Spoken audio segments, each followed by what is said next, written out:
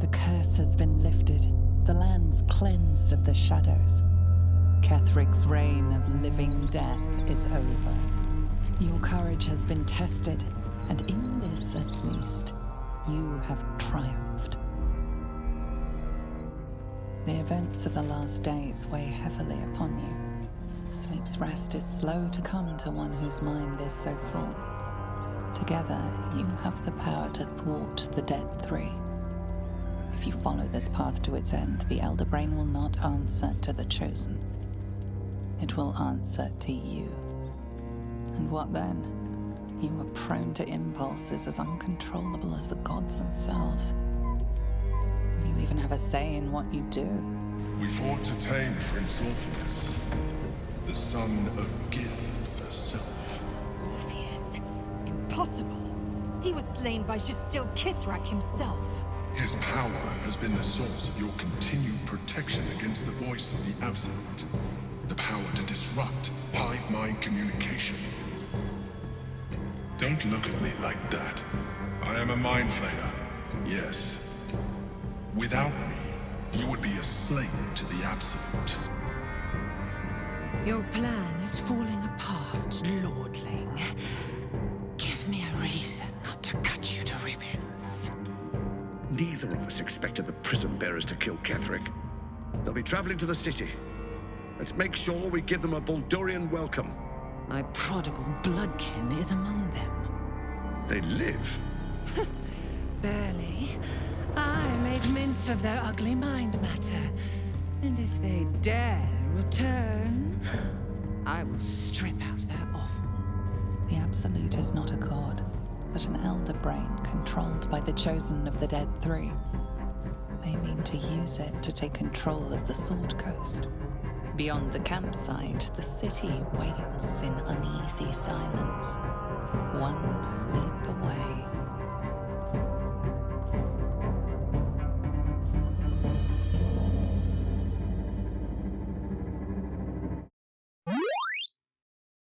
Hello friends and welcome back to my channel. My name's Cinderellimouse and we're here today with Baldur's Gate 3. Not only are we in Baldur's Gate 3, but we are in Act 3 of Baldur's Gate 3. So if you are very overwhelmed by Act 3 and you're like, I never know what order to do things in, I wish I had a strategy here, I do have a plan in my perfect playthrough, so you're welcome to kind of follow along and play along as I kind of guide you through the process.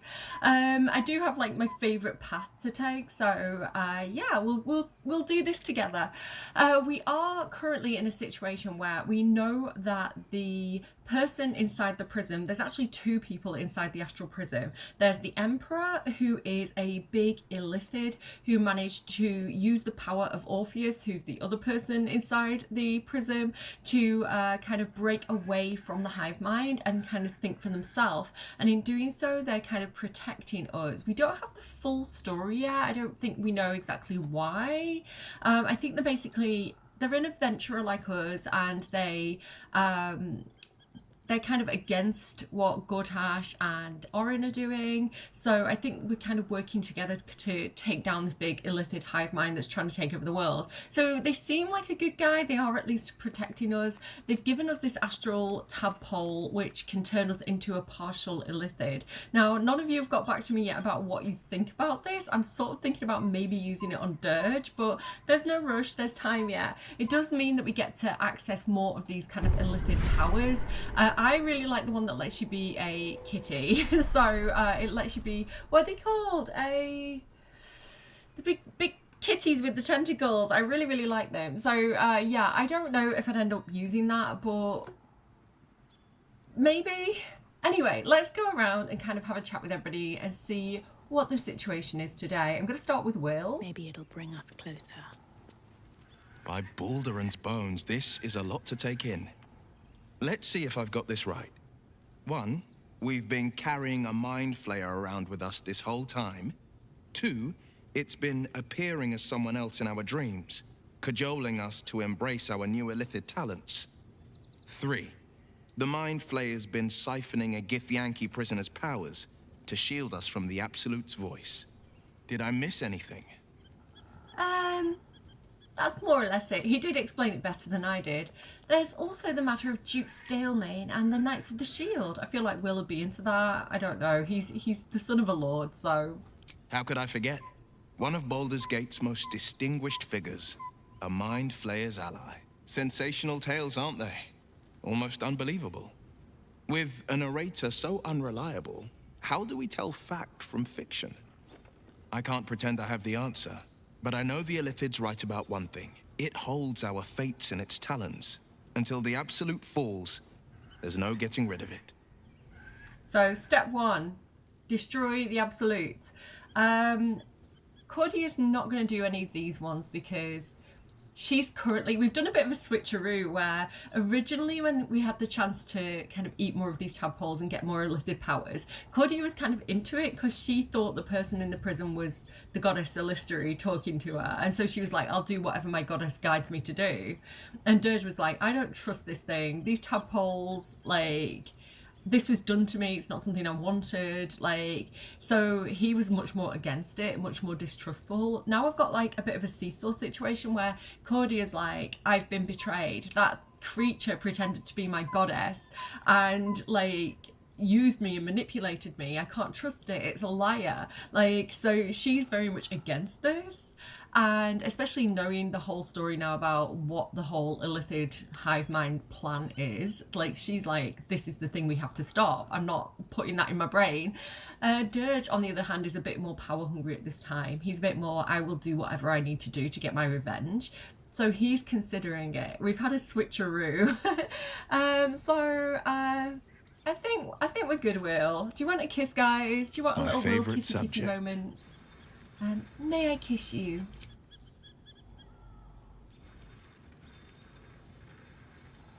Yeah, I've given a couple of them a mini makeover as well. They're in the Rivington clothes. They're in the kind of outskirts of Baldur's Gate clothes. So I hope though, because when you get to Act 3, you can pick up some nicer, fancier clothes. And if we're heading to Baldur's Gate, which is a bit of a snobby town, I feel like we should, you know, try and dress the part and look like high society. So this is a long kiss. I'm sorry for talking over it, guys. You're like, let them have their moment. Stop chatting. I'm like this in real life as well. You try and give me a hug or a kiss and I'm just chatting away in your ear. Just to warn you all if we ever meet that I am a chatter. Okay, not that I'm going to be kissing you all. That came out wrong. But like going in for a hug, I'm probably going to be like blah, blah, blah, blah, blah, in your ear. So yeah. Going over to Shadowheart then. So there's been a mind flayer inside the artifact or astral prism the whole time we've had it.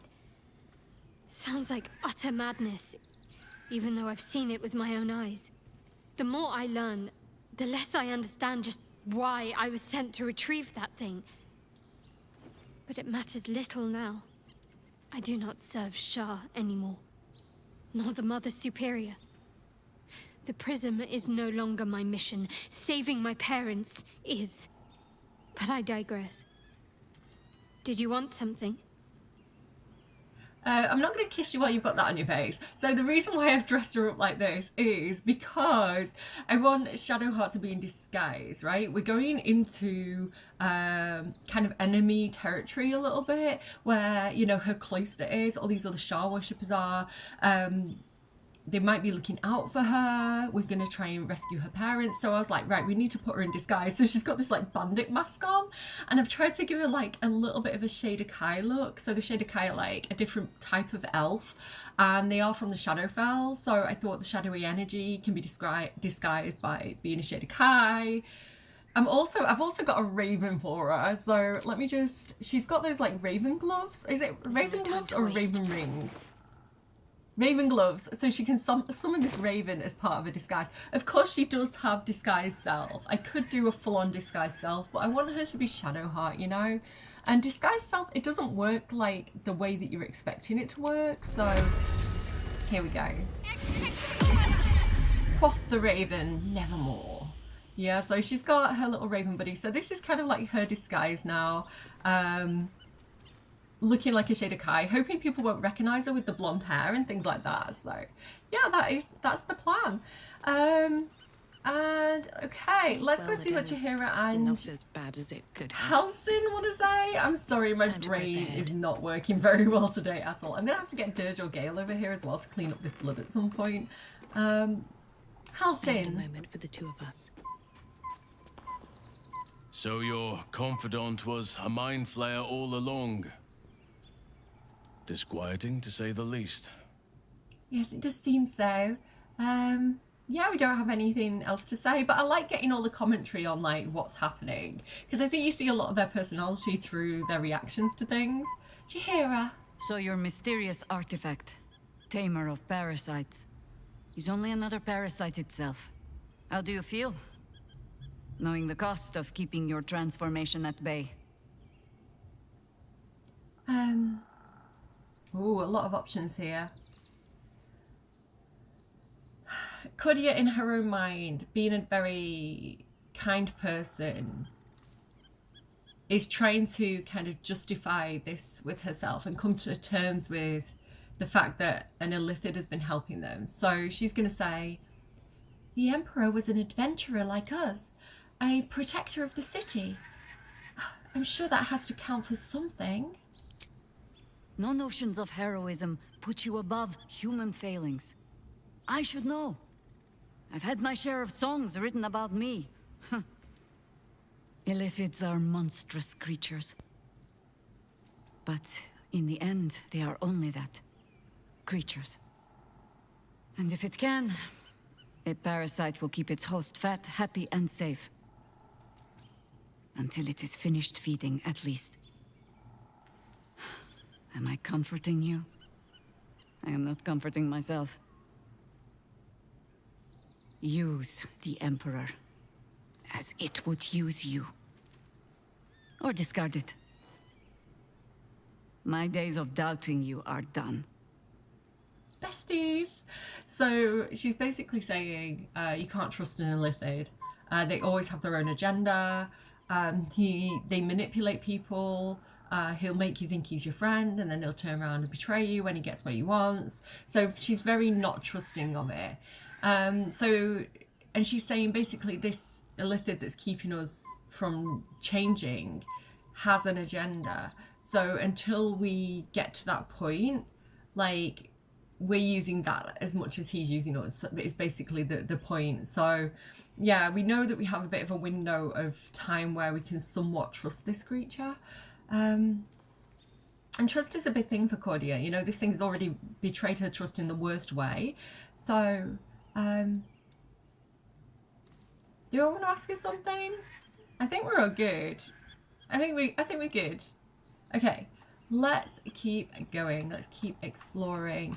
I think I'm going to switch over to Dirge now. All is ash. And just meat. check in with What path lies Lae'zel, before because me? obviously she is going through a lot at the moment. She's being tracked down by the queen that she was so loyal to. She's been called, what is it, like Harlak or something like that? Harlak, I think it is, where it's kind of like traitor to the Githyanki because she's discovered this thing about Orpheus. She's shocked that Orpheus is real. She's going through a whole crisis. How can I assist? I'm not going to ask about Orpheus. I feel like I did this in the last episode, and I feel like this never goes away. I think it's one of those permanent interactions, so I don't want to keep on accidentally clicking it. But Dirge is considering using the Astral Touched tadpole. So I think he would want to get everybody's opinion on it.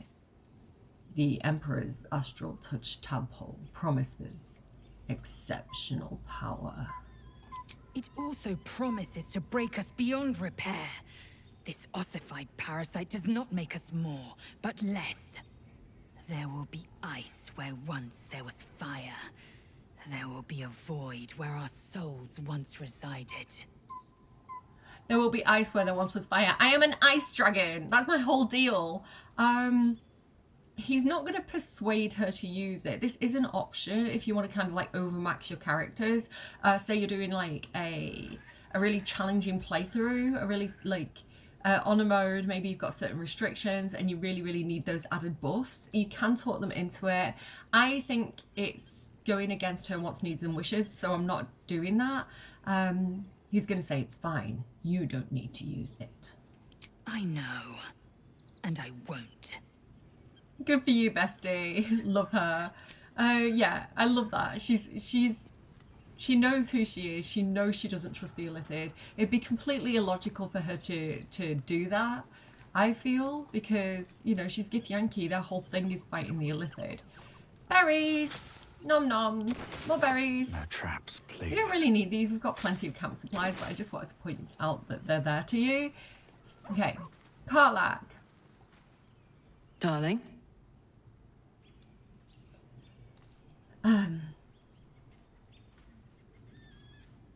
The Emperor has offered us a special tadpole.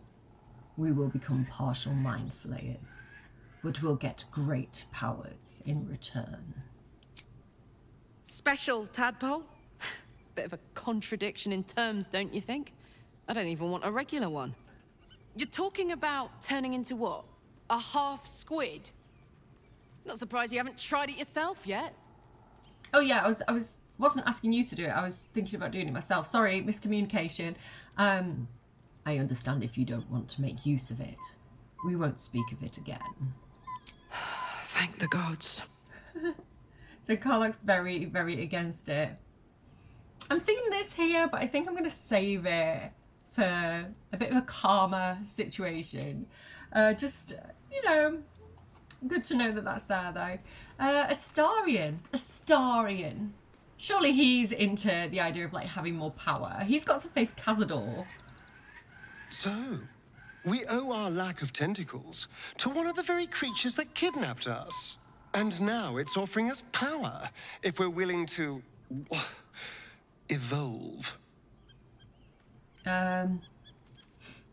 Yes, I actually do want to discuss the astral-touched tadpole. We both know what it is capable of, but I'm not touching it. Astarion's not touching the tadpole, guys. You heard it here first. Unlike you to be so unwilling to receive a new power. That was before I knew the cost. Before I knew it meant transforming into some grotesque beast. I remember how it hurt when I turned into a vampire. My body writhed and warped while I was utterly helpless. The grip of death owned my heart as it beat its last. I don't want to turn into anything else. I can't do that again. I can't watch my body be taken over. I feel like Dirge would have some understanding of this, you know, being in a situation himself where, you know, on board the Nautiloid, when he was kind of beaten literally to a pulp and infected with the tadpole and left to die, you know, and then that woman, Cressa Bone Daughter, was doing experiments on him and stuff, you know, and he has been through a situation where, like, physically, he's also been through an immense amount of pain and restructuring, almost. I feel like there is some connection there with what he's saying.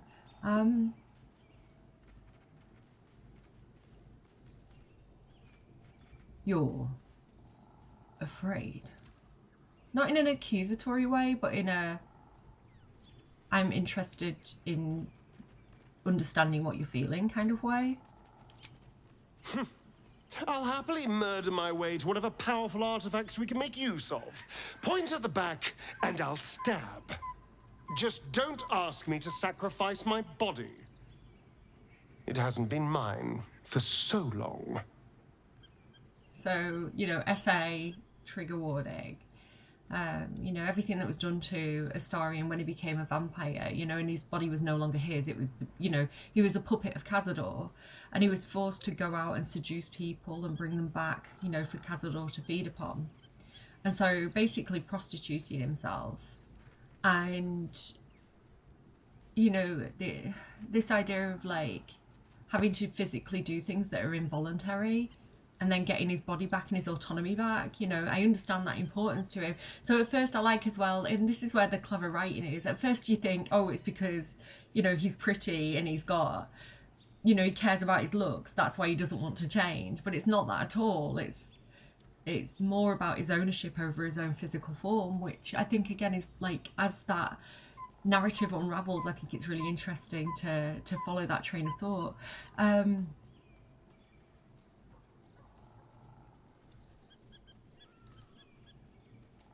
He's not, we're not trying to convince him to do it. You're right. You shouldn't have to compromise yourself. Thank you.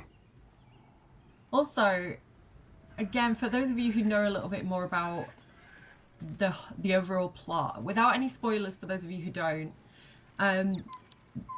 the idea of kind of like, do I want Dirge to take the astral touch tadpole and make big decisions about his physical form?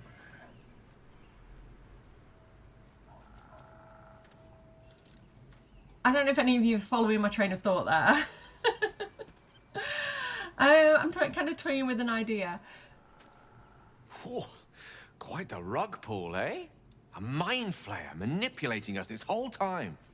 Such creatures are not to be trusted as a general rule, though this one does appear to have had a significant hand in our survival up to this point. At best, an ally whose motivations remain shrouded in deceit.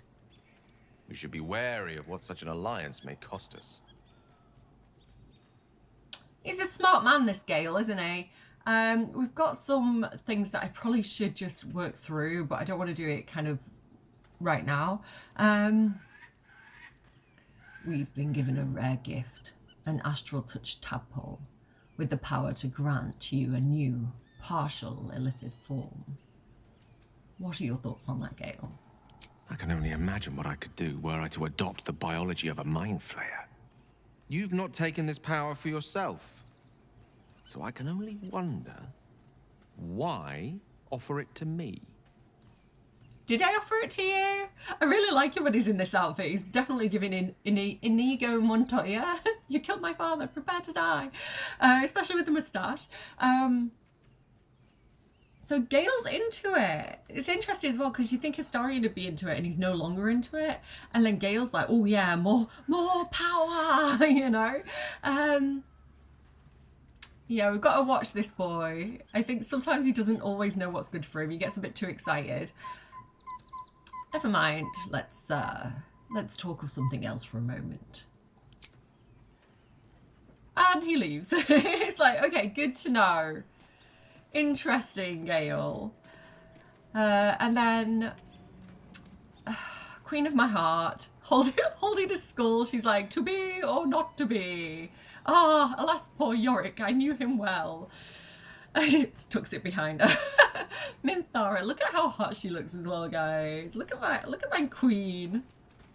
You wish to consult me? She's dressed down for Rivington, you know. I was trying to make her look a little bit less army general, in all her scary leathers. Where are we? Okay. The Emperor has offered us a special tadpole. We'll become partial mind flayers, but we'll get great powers in turn. We will need every advantage to survive the battles that are to come. And my illithid parasite has already shown its worth. If this superior tadpole is capable of unlocking my mind's full potential, it is a tempting proposition. I am surprised you have not drawn on its power yourself. I know I shouldn't love her for her looks, but I love the idea of Minthara having the astral touch tadpole because I love the idea of her being able to be the kitty. What are they particularly called? Displacer beast. And like her being like Dirge's kitty. I don't know. I like the image. And it fits her personality to be like, I will take every advantage that I can take in this situation. Because winning is the most important priority for me. You know, it's the strategy and the logic of it that Minthara likes. You know, she wants to win in the battle. And so I love the idea of her having it because she's the one who's riddled with so many tadpoles already. It makes sense. However, I really just don't like what it does to her face. And that's me and my, you know, I love her for who she is. But it is part of the game telling you that this is a bad thing, right? This is an evil choice. This is a corruption of your body. You know, it's the game's messaging system of doing that to your character. And I think that's really interesting as well, because when a player creates their own character, you know, in an RPG situation, and you really spend that time making them look really like either attractive or getting them looking the way that you want them to look, and then you make this choice and you're almost punished by this corruption of the creation that you've made. And I think that's such a clever game mechanic that they've put in there. So I don't want to remove that, you know, through mods or anything like that. I just, I don't know. Minthara, I want it, but maybe in a different playthrough. Maybe not in my perfect playthrough. But should Dirge use it, is the question. And it ties in with the choice that comes later as well. Perhaps I'll share it with you later, but not just yet. Let's give it some thought. As you should. When I am stronger, we are stronger. Can I kiss you? I am yours. Come to me. I love her. This is my first proper time doing a Minthara romance as well in this playthrough, and I'm just absolutely taken by her. There's going to be quite a few romance scenes that I've never seen before. I do think it's a bit weird when they kiss the Dragonborns. Look at the way she looks at him. I'm sorry, my graphics go a bit funky in the direct sunlight. We still have a war to fight. I find that everybody's going to look a bit weird in Rimington. I don't think there's much I can do about it, so I'm sorry. We still have a war to fight. I love her. Like, she just wants, like, a strong ally. Like, she's so romantic, but in a way where it's kind of like, what's that song? Is it like Garbage? The world is not enough. It's like, she just wants someone to conquer the world with her. Okay, I do have another summon because we're not going to do a lot of fighting in this episode. It's more of an exploration episode. We're kind of figuring out what's going on in the outskirts of Baldur's Gate. So I do want to get a little cute companion out for today, and I'm going to get us out. So do you remember the kitty? I think I have to do it through this. We rescued him from the Illithid colony. He's right at the beginning of the game, you have the option to take this brain out of a man's skull, and if you do it and you do a certain route, you get this little brain companion who helps you get off the Nautiloid, and then you meet him, just for those of you who need a recap or missed a couple of episodes, you meet him in the Illithid colony under Moonrise Towers, and he's in a cage, and basically through our connection with us, we've kind of corrupted him. And so the guy Chop, he's like in charge of correcting this anomaly kind of thing that's not properly assimilated into the hive mind. So we've rescued him, and he's our little companion now. So I love it. It was so much.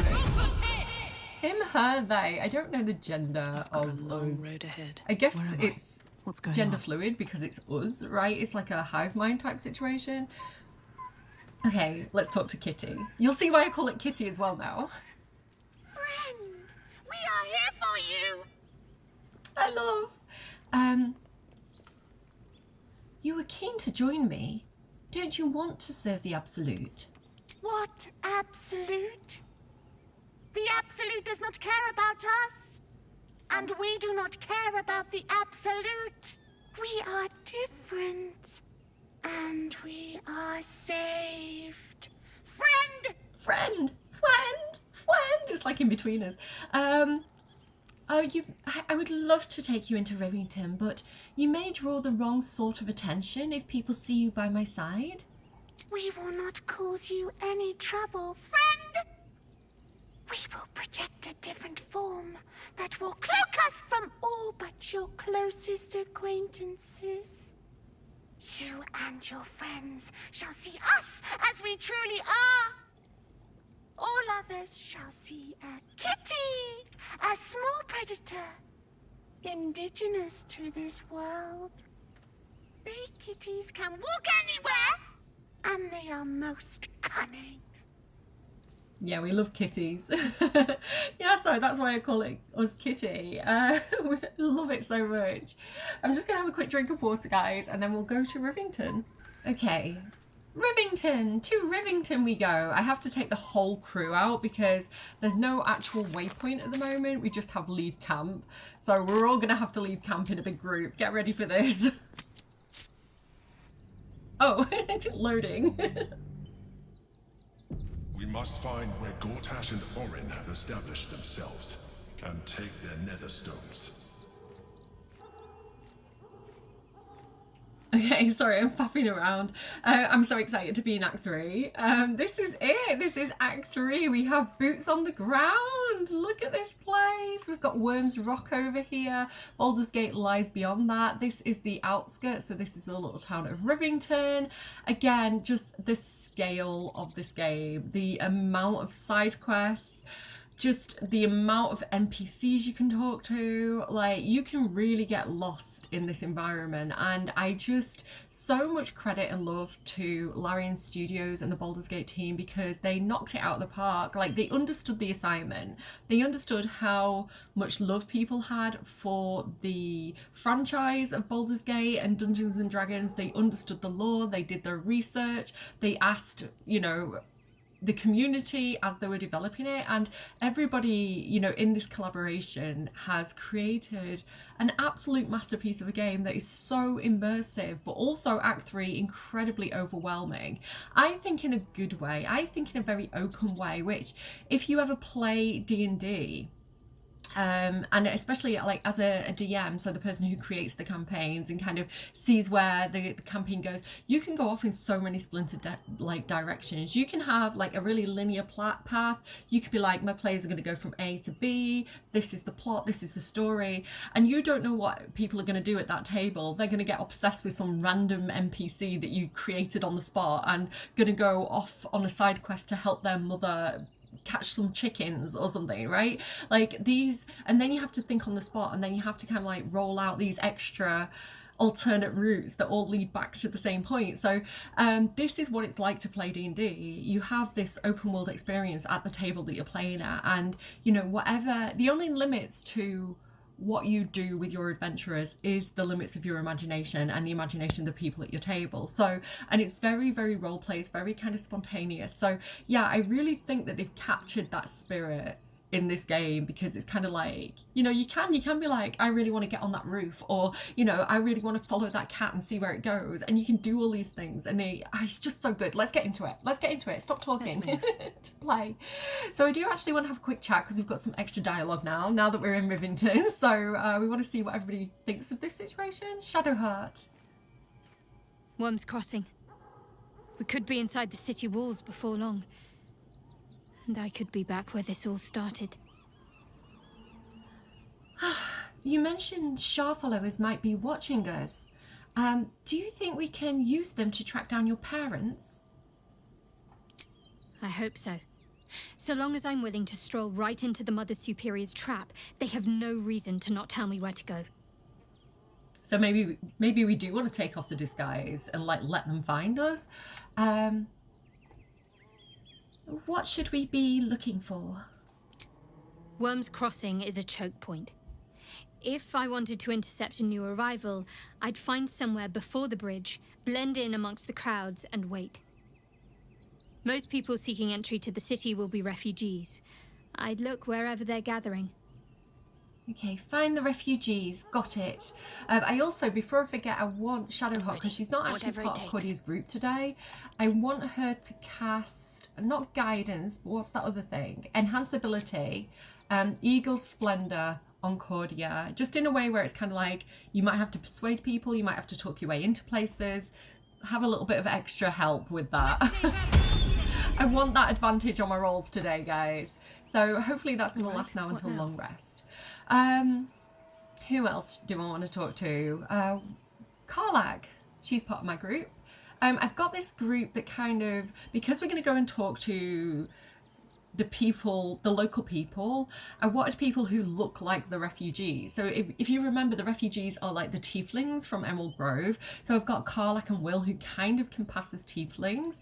And then I've got Astarion with me as well, because he's really good at talking to like the nobility. So this is my thought process of like picking this group. So Karlach. Soldier, this is it. We're almost to the city. First through Worm's Crossing, then on to the lower city. Oh, it smells the exact same.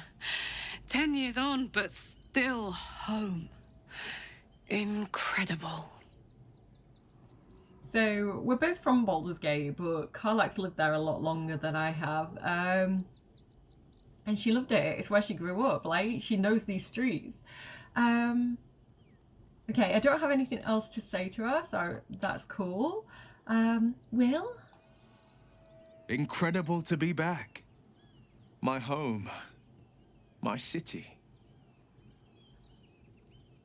Yes, we are nearing the city now. Are you excited to return? Reluctant? A little bit of both? Baldur's Gate is where I first raised a glass in toast at the tender age of 14 and got so tipsy from wine, I puked in Dillard Portier's bushes. It's where the flaming fist chased me after I'd stolen a peach from a cart in the Wide. I got a good chewing out over it too. It's where my father taught me to hold a rapier, to read books of lore, to know right from wrong. It's been 7 years since I left.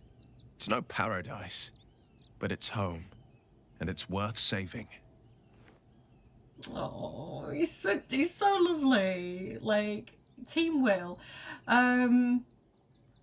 Okay, cool.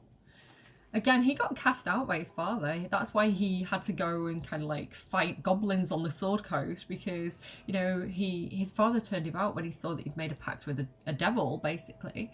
Astarion. Worm's Crossing. The welcome mat of Baldur's Gate. This is it. I'm almost home. Oh, he's suddenly nervous.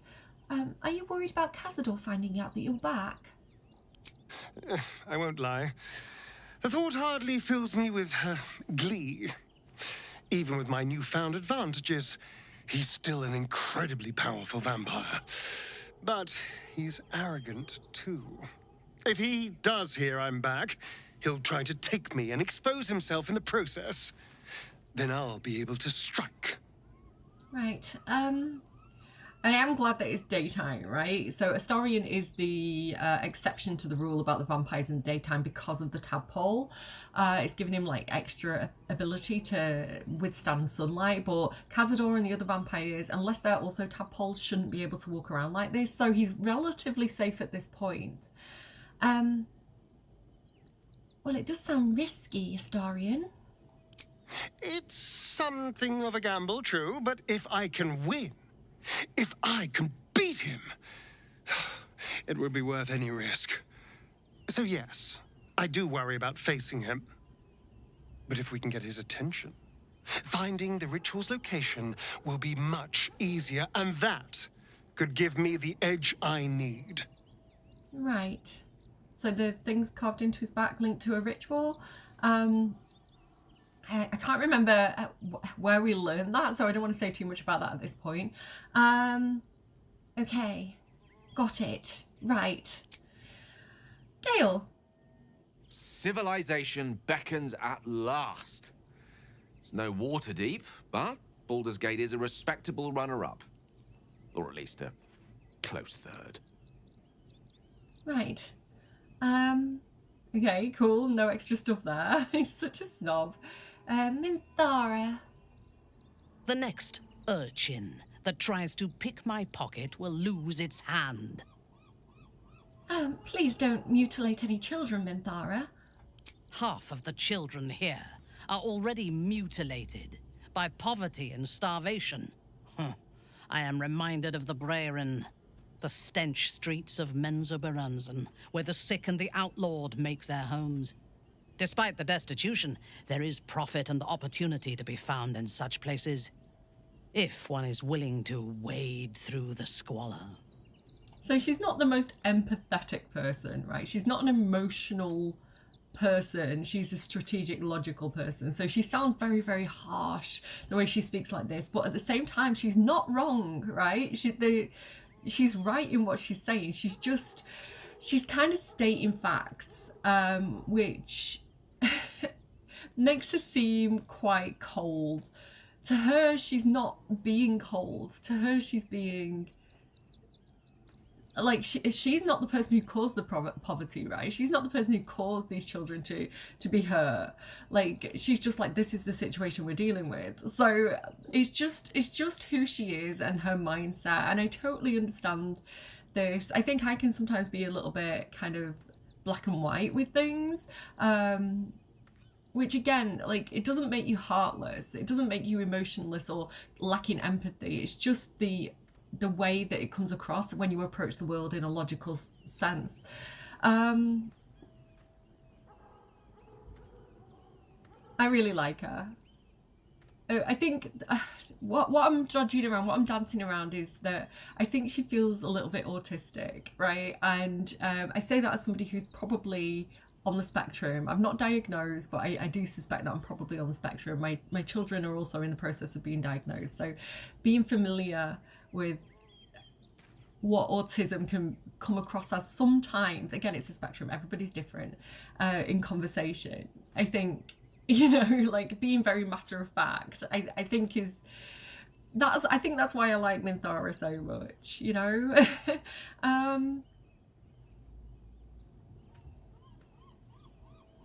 Is this your first time in Baldur's Gate? Oh, she's brought up Menzoberranzan. Let's talk more about it. You know, we're from there as well. I'm curious about Menzoberranzan. She wouldn't say this because she's from there. Maybe if we adapt it to, I'm curious about your experiences in Menzoberranzan. Tell me about your home. You have never visited? Well, yes, I came from there, but I escaped. I was born there. I'm surprised we never crossed paths. You are of aristocratic blood. I thought as much. But whatever house matron you sprang from, your upbringing cannot compare with mine. I am a Bainray, born into the city's most ancient and powerful house. My life was one of privilege and danger. Like you, I lived in Kuelarzol, high above the city's sprawl. I enjoyed every luxury, whether harvested in the Underdark or stolen from the surface, and I survived my first assassination attempt while I still suckled at my mother's breast. I tasted her blood that day.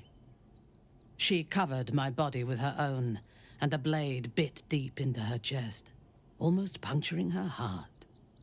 When I came of age, she tried to take my life herself, and I gave her fresh scars to match those she earned protecting me. Sorry about that interruption, children are around, which is why you're going to hear some background noise, but I don't want to close the door and not be able to hear them, so just making you aware of that. My videos are never quiet. So much to say about that. Again, like, Cordia has escaped this place. Like, her upbringing was very, very, very similar. And again, because she's got the dragon scales, she has dragon blood in her veins. She was somewhat protected as an asset of her house. House Vandry, I think I said she belonged to. So, you know, this kind of kill or be killed, like, you've got to be tough attitude, which is very similar to the Githyanki, is the normal experience for nobles such as Minthara. Cordia escaped some of the brutality just because she was cloistered and protected and raised as a cleric of Lolth, which, you know, obviously she turned and went to Illistery. So yeah, like, she would know this, she would have heard these stories, this would not be a surprise to her, but she would have a lot of care for Minthara that, you know, and a lot of understanding of how Minthara sees this as being something that was right, and that is something that is a natural part of growing up as a noble drow, you know, like, I don't know. So she's going to say, is she still alive, your mother? I expect so. If the world were to end, I think my mother would survive to rule over the ruins. And so, because of what I've just said, we're not saying your childhood was horrible or anything like that.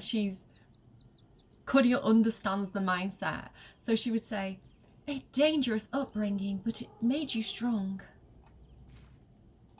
Yes. My house trained me to be a soldier in Loth's service, and my mother showed me how to survive the perils of society. She taught me to be resilient, and to guard my heart from those who cannot be trusted, literally and figuratively. When I choose to let somebody close, I do not do so lightly. That gives a great depth of meaning to the bonds I do share. Again, absolutely love her. She makes me feel so special, so chosen. Which is so good. Like, you know, this idea of like, it's not that she lacks emotions or empathy, it's that she's been taught to lock them away. She's been taught that they are a weakness to compartmentalize, right? But they're not a weakness to her. To her, they're a strength. Again, this idea of like, I want an ally that has my back, right? That is worthy of me putting my trust into. I adore her. Okay, so well written. Okay. And is this your first time in Baldur's Gate? Let me show you around.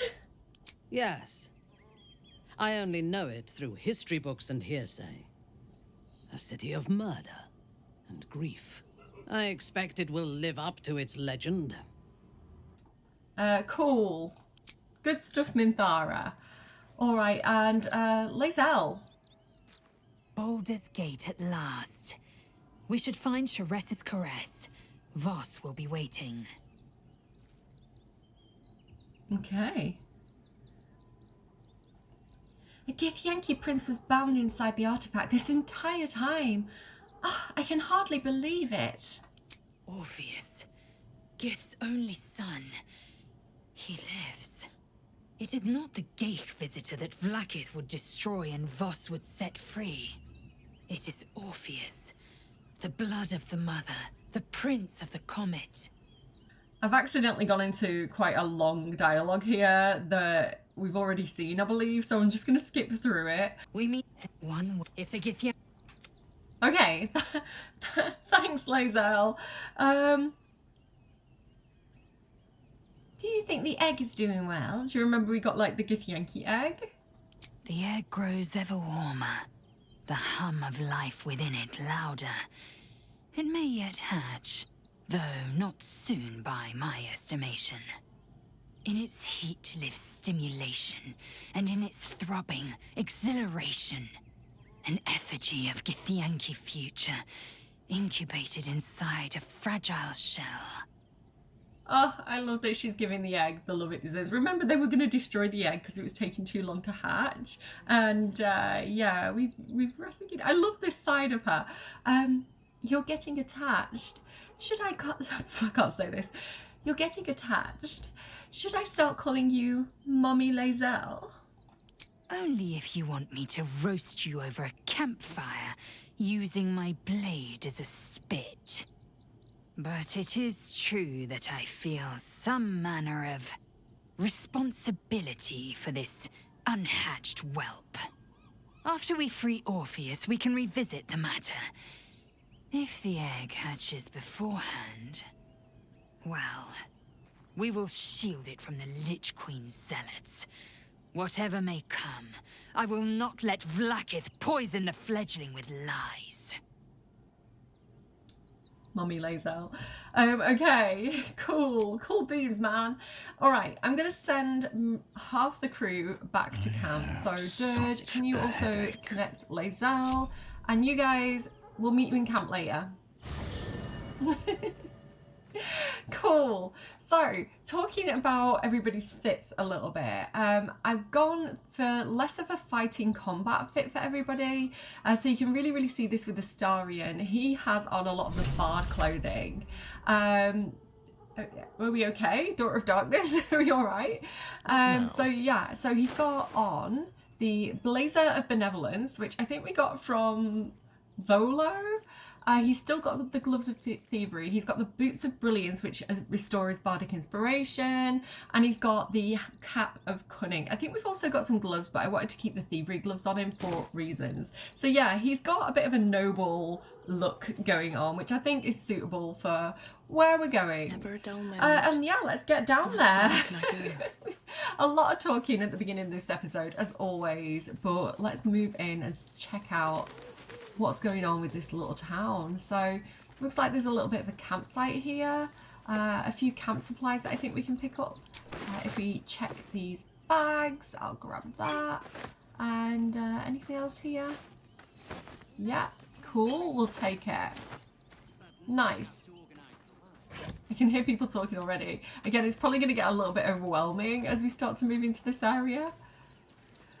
Okay, we do have a waypoint. I think it's here, so that's going to be helpful for not having to drag everybody out of camp. There's a cat. I want to speak to the cat. Oh, they're coming to speak to us. Excuse me. Hello? I can't find my mum. Oh dear. Where did you last see her? She was sick. She had spots on her face and hands. She went to go get some herbs, and she was supposed to come back the same day. That was last 10 day, though. Oh dear. Let's find the nearest temple, little one. They can help you, I'm sure. That's the first thing I did. Mum always said to look for a temple if I needed help. But they said they couldn't help me. Because of the circumstances. That's what they said. Well, that's terrible. I'm sad that she leaves, because sometimes she leaves, sometimes she doesn't, and you can talk to the cat here, but we'll see them again, I'm sure. It's really noisy. Yeah, that's a worry to her. Being a cleric, she's like, why wouldn't the temple help them? Like, surely these circumstances with all the refugees are the time when you should be helping people the most. Like, she would see it as an opportunity to help people. Let's see what these people have got going on. We told our son that this is a holiday to spare him the truth. We don't have homes to go back to. Oh. Hello, little one. Do you know where we're going? What kind of inn is it? Will there be feather beds? I hope so. Nearly there now.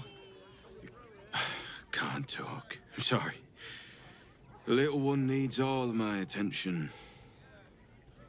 Oh, Baldur's Gate. On the right side of history, I feel. Nearly there now. Really does show a very good job of the plight of the refugees. And this isn't just the tieflings. This is people from all the surrounding territory who are trying to find safety, who are affected by this army of the Absolute that's been marching from Moonrise to here, like destroying whatever is in its path. You know, these are frightened people who have been displaced, who, you know, she says we've no longer got homes to go back to. They don't know what they're going to do. Their livelihoods have been ripped from them. And there's so much of it, you know, because Baldur's Gate does this great job of throwing so many people that you can talk to into your path. It really has this great storytelling element of seeing all these individual different stories. And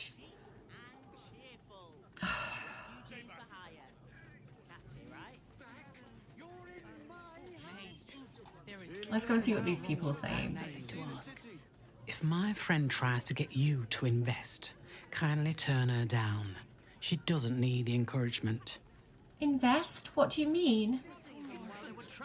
If I hire the refugees, then I get cheap labor and they get coin. It's a good deal for everyone. Well, it sounds a little bit exploitative, but I suppose they are looking for work. Maybe? What's going on over here? I'm going to have to make you. Oh, yeah? Gonna get your thugs to butcher my wife and kid, are you? That's not what I meant. But if you do insist on continuing to be difficult, my... Okay, so it looks as though this kind of fancily dressed person, Arthur Gregorio, his house looks like it has a few squatters, like his family of refugees in it. He does have a decent sized home. Oh, yeah? Cordia would be very empathetic. She would be into helping people, so we'll see how this goes. I'm actually going to save. Yeah, so let's go and see. There's this like person stood by. Let's go and see if we can figure out what's going on here. I'm not paid to talk. If you want something, speak to Zenobia. So these are like hired mercenaries. This is Zenobia. Zenobia dog. Can I pet that dog? The place was empty. Keep those thugs away from my family. Zenobia! Get these squatters out of my house now! Arthur, sweetheart, you paid me and my boys to be caravan guards, not cattle wranglers. If you want us to get our hands dirty, it'd be our pleasure. But that'll be extra. Okay, well, I don't think this poor family of refugees need to be manhandled by a bunch of mercenaries. I think Cordia would be slightly judgy. She'd be like, well, you certainly know how to make people feel welcome. You shouldn't have to make people feel welcome in places they don't belong. I just want to remove these unlawful interlopers from my property.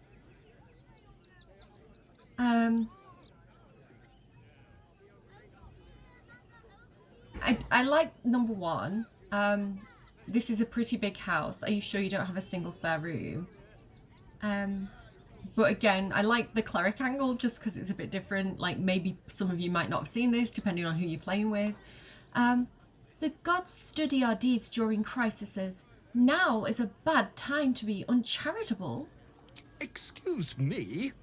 I'm exceedingly charitable. Ask anyone in this wretched town. It's one thing to donate extremely generously to those less fortunate than oneself, and quite another to give away one's entire house. This man's indignant demeanor barely masks a seething anxiety. There's more to this situation than he's letting on. I'm a very magnanimous individual, but this is my home! Either they leave, or I'll make them. Did I miss my chance to read his mind? I thought I had the Necklace of Mind reading on, but maybe I forgot to put it on. I don't want to push it because you can get into a fight here and I'm not looking to do that right now. Let them stay. A nearby church may give you coin for the trouble. Charity can pay. Okay, guidance me guys. We want to do this family a bit of a favour here. It's a 25 DC, which is quite high, so I'm going to take Bardic Inspiration off Astarion. I'm going to guidance myself, and you can see why I got that Eagle Splendor off Shadowheart before for this. Okay, guidance, guidance, guidance. Come on, guys, give me guidance. Oh, we may have done it. 18's good.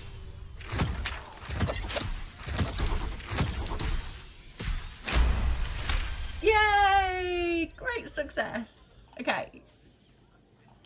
The clergy poking around my business at my home. No, it's fine. I'd rather these mongrels stay if that's the choice. I respect your hustle, sweetheart, but it won't work on me. You've stepped on the guild's toes, and we'd like a little something to make it better. Oh, would you now? The Guild, a loose coalition unifying every criminal outfit in the city under one collective rule, from cut purses to contract killers. Okay, a lot is happening. One, that guy is definitely sus. He's involved with criminals. He's involved with the guild. Probably smuggling, do you think? Definitely some kind of shady dealings going on that he doesn't want us to know about. So we're going to investigate that. 2. The guild. Okay. We're not being pushed around here. We can handle ourselves, you know. Look at Karlach. Or what? I'd say you'll live to regret it, but honestly, I'm not so sure you'd live. I know she's called Zenobia dog, but, you know, I've got Karlach with me. I've got, like, scary dog privilege here. Listen. I fought and killed an avatar of Merkel recently. I think I can handle you. And then halts her gaze, but in a really polite, friendly way. Okay, intimidation's not her thing, but we've got Karlach with us, and I feel like there's something in her eyes that is saying that this is the truth, you know? It's only a DC of 10, we've got advantage, we've got guidance. There we go, easy peasy, she says. I don't want to curse myself. You're serious? Let's forget this unpleasantness ever happened. Of course. Come on, boys. We've got places to be.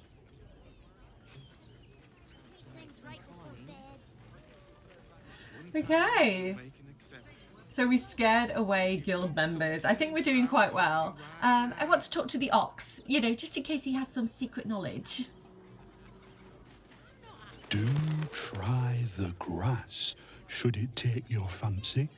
Such sweetness should be shared. Okay. I perhaps later. All right, let's go and see what's going on in this guy's house. I want to talk to the family. She's not brave, Ben. She's just learned to stay silent to avoid causing trouble.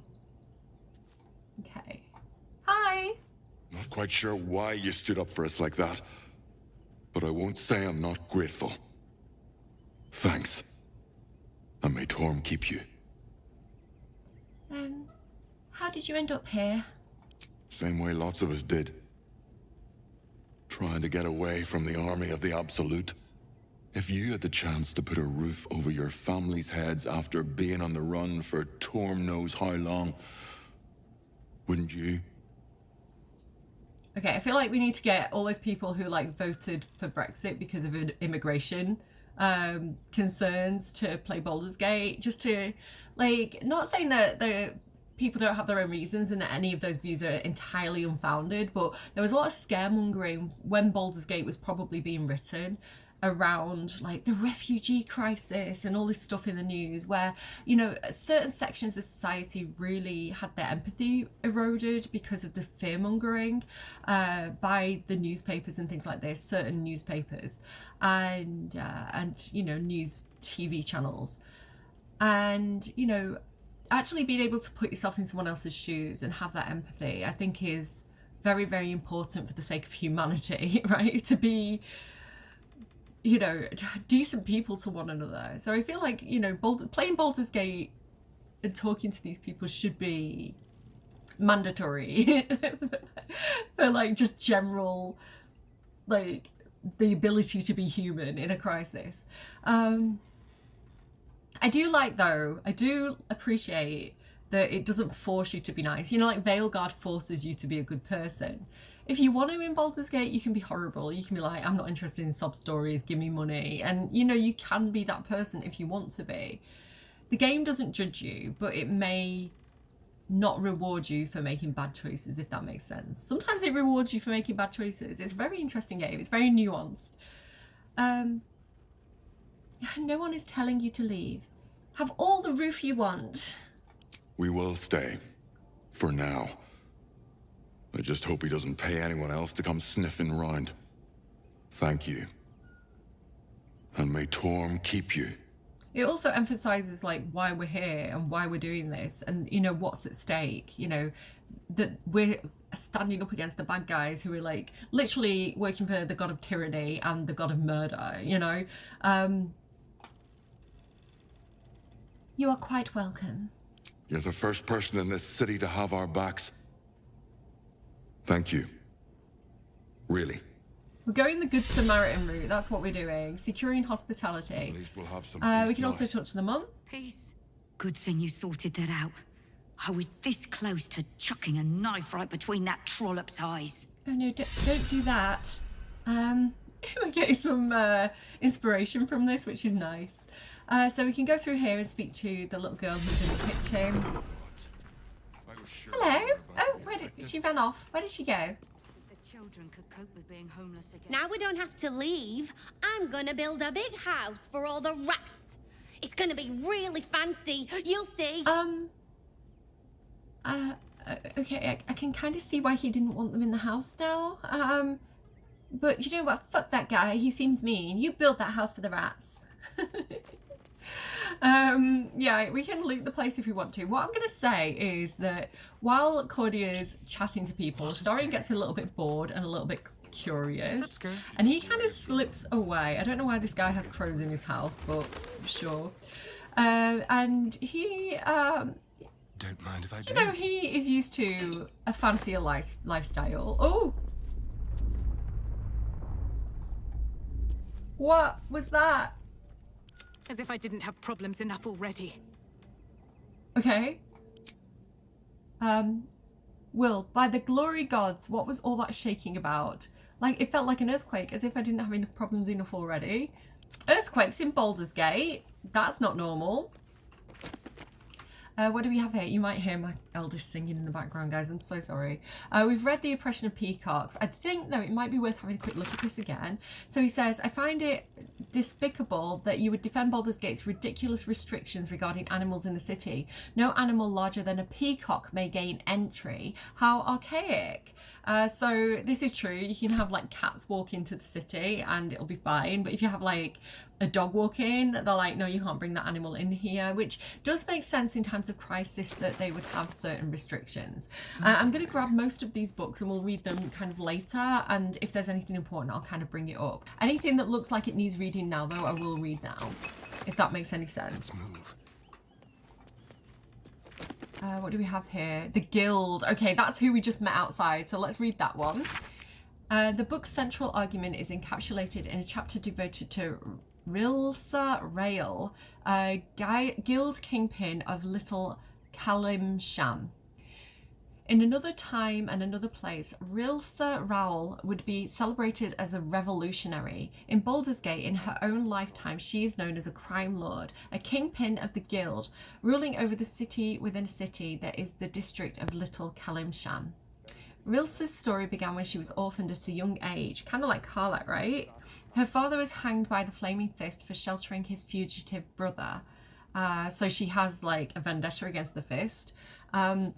Soon after, her mother was denounced by the jealous wife of a patriarch and imprisoned in the sea tower where she perished. Alone in the world, she had learnt two valuable lessons. When the law is corrupt, it is a necessity for those without the support of its enforcers to act outside of it. And when the law is brutal, it is an ethical duty to act against it. Feels very... art imitates life, doesn't it? Especially in these trying times.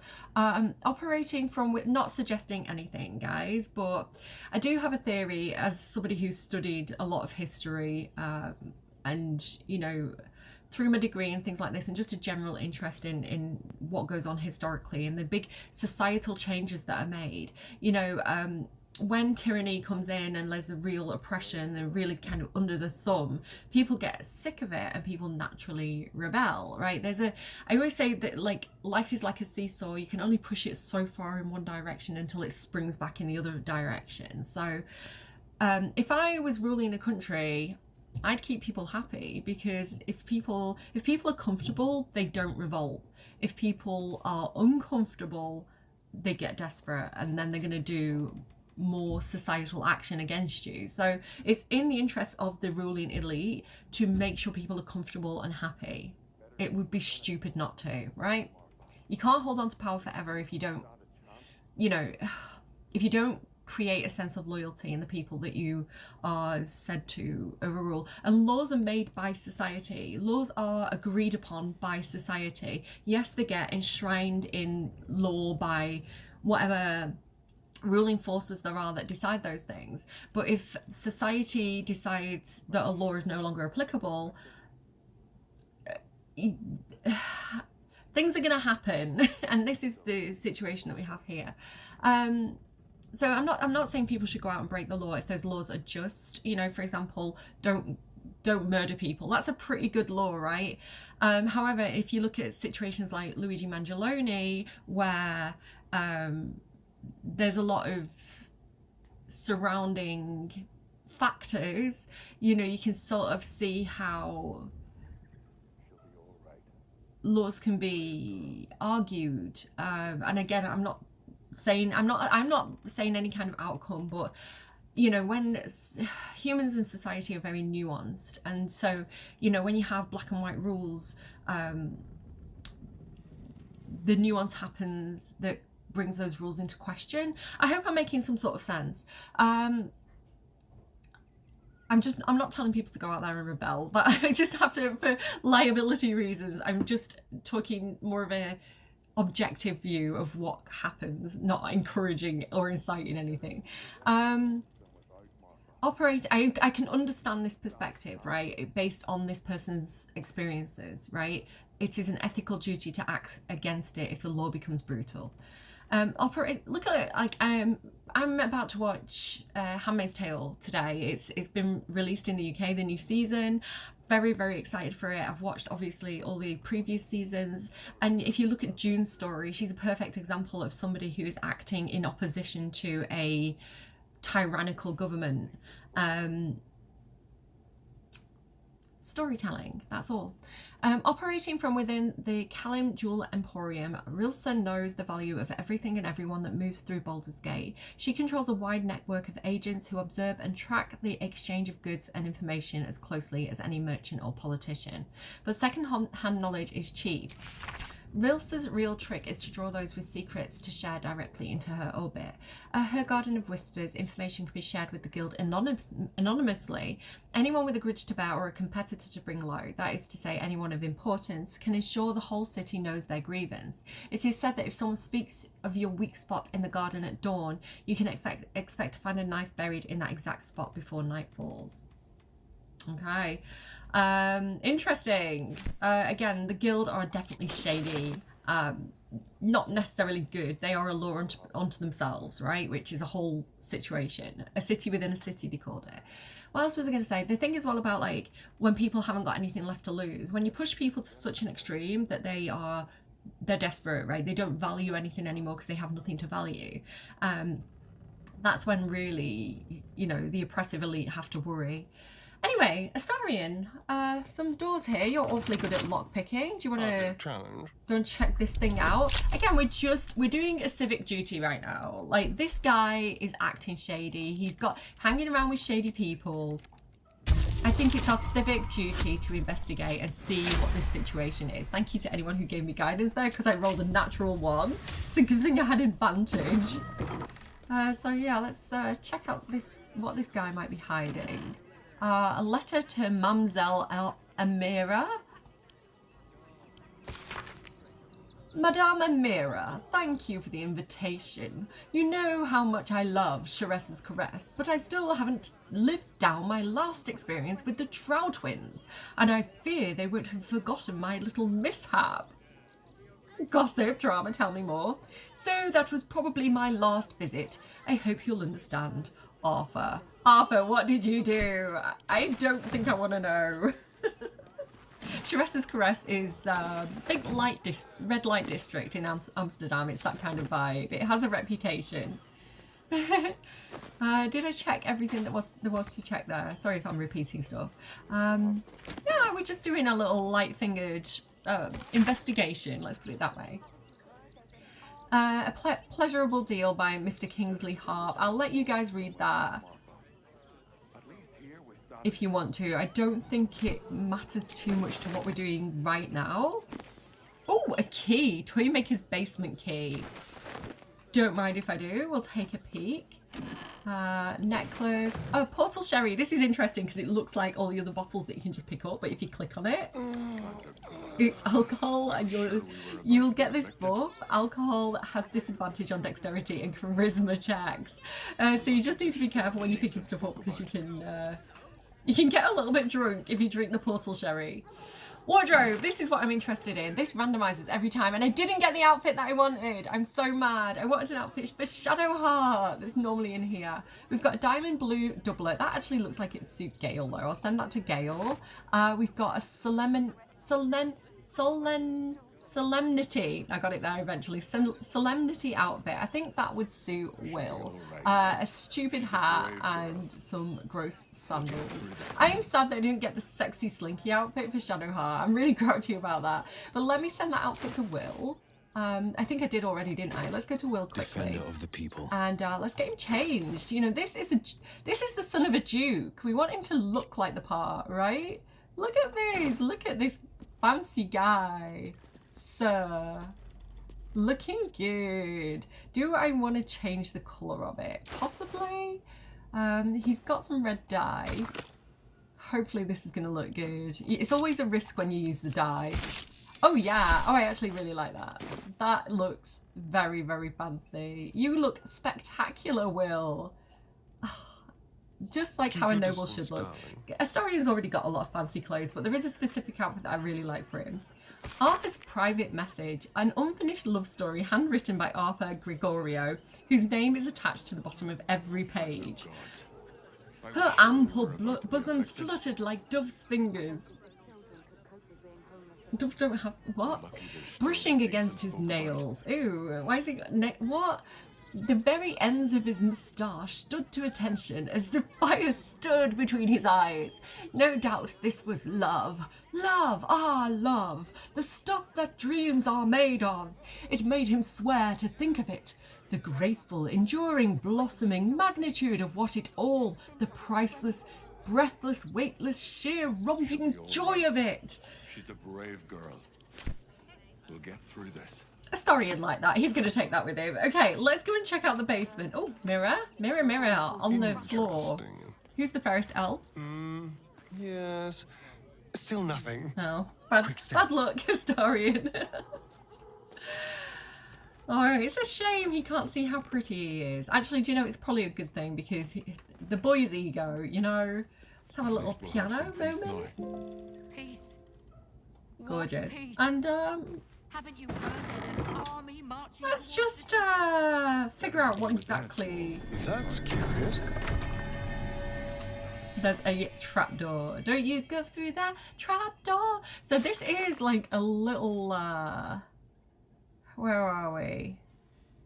I don't think we have anything for this yet. I don't think we have like a go and check out the basement quest, but we're gonna have a quick poke around. Let's just nick a few things while we're in here. The Dukes of Baldur's Gate. Does this mention Will's dad? It does. Wealth speaks in a loud voice in a city founded and made by Hang on, let me try that again. Wealth speaks with a loud voice in a city founded and made prosperous by trade. Baldur's Gate has always been governed by its parliament of peers, consisting of the heads of the richest patriarch families. So, yeah. Same as it ever was, right? Tell me an old story. The executive rules ship by a council of four, the four of the most powerful dukes, one of whom is designated Grand Duke. Now remember that Duke Alder Ravengard is a made man. He's a new man. He came from a lower background where he kind of was like, I think he was like a blacksmith or something, right? Where he worked his way up. That tradition was held by many centuries with the occasional interruption in times of crisis. And a crisis is where we find ourselves, again, a manufactured crisis by Gortash, right? Which you have to watch out for this. I think this is going to happen in a certain large company with a country with a certain president, let's put it that way. I am putting bets on this. So this is something that they did in ancient Rome. I think, you know, it happens in a lot of different countries, and it's this technique where, let me talk about Rome. Okay, so you had the Senate, right? And you had this ruling group of men, and they had things like you can only be consul for, you know, 2 years or something like that, or you can only be consul twice and then you can never be consul again. They had all these, like, I can't remember exactly the rules, but but everything had like a term, right? And so people would go and hold that position for a term and then like no more. So you had people like Caesar and Augustus, right, who at the end of the Roman Republic had these moments where they were like, our country is in civil war, we are in crisis, we need a strong leader in order to get the whole country behind one person, and we're going to give this person executive powers, and again it was supposed to be for a limited amount of time, right? And it was granted to Caesar. It was like in perpetuum, so it's kind of like dictator for life, they called him, dictator in perpetuum, I think it was something like that, dictatore in perpetuum, yeah, I got it eventually, and it was like dictator for life. So dictator in those times didn't mean the way that we would use the word dictator. We've come to use the word dictator in the way that we do because of this. So dictator to the Romans was like the guy who does the talking, the guy who's in charge, right? The leader, basically. But you have people like Caesar and Augustus who, you know, people claimed that they were trying to seize power for themselves, which ultimately became the case for Augustus. You know, he had, even though he would never have called himself emperor, he had a huge amount of autocratic power within a, on the surface level, a democratic society. So this is what people do. This is a sign of democracy is such a funny thing, especially if you study it historically. What we call democracy, right? How someone can retain control is that they manufacture a crisis, or they take advantage of a naturally occurring crisis, and they say, now is not the time for elections, everybody get behind me, we're going to be a strong country together, but they're seizing power in the process. So not naming names, but I see parallels with things that have happened in the past, and I would not be surprised if somebody tried to get a third term, is what I'm saying. Again, do with that information what you will. I am just looking at this from a historical perspective and looking at parallels. That's all I'm doing. Just funny how art imitates life sometimes. And a crisis is where we find ourselves again, which accounts for the recent change in the city's administration.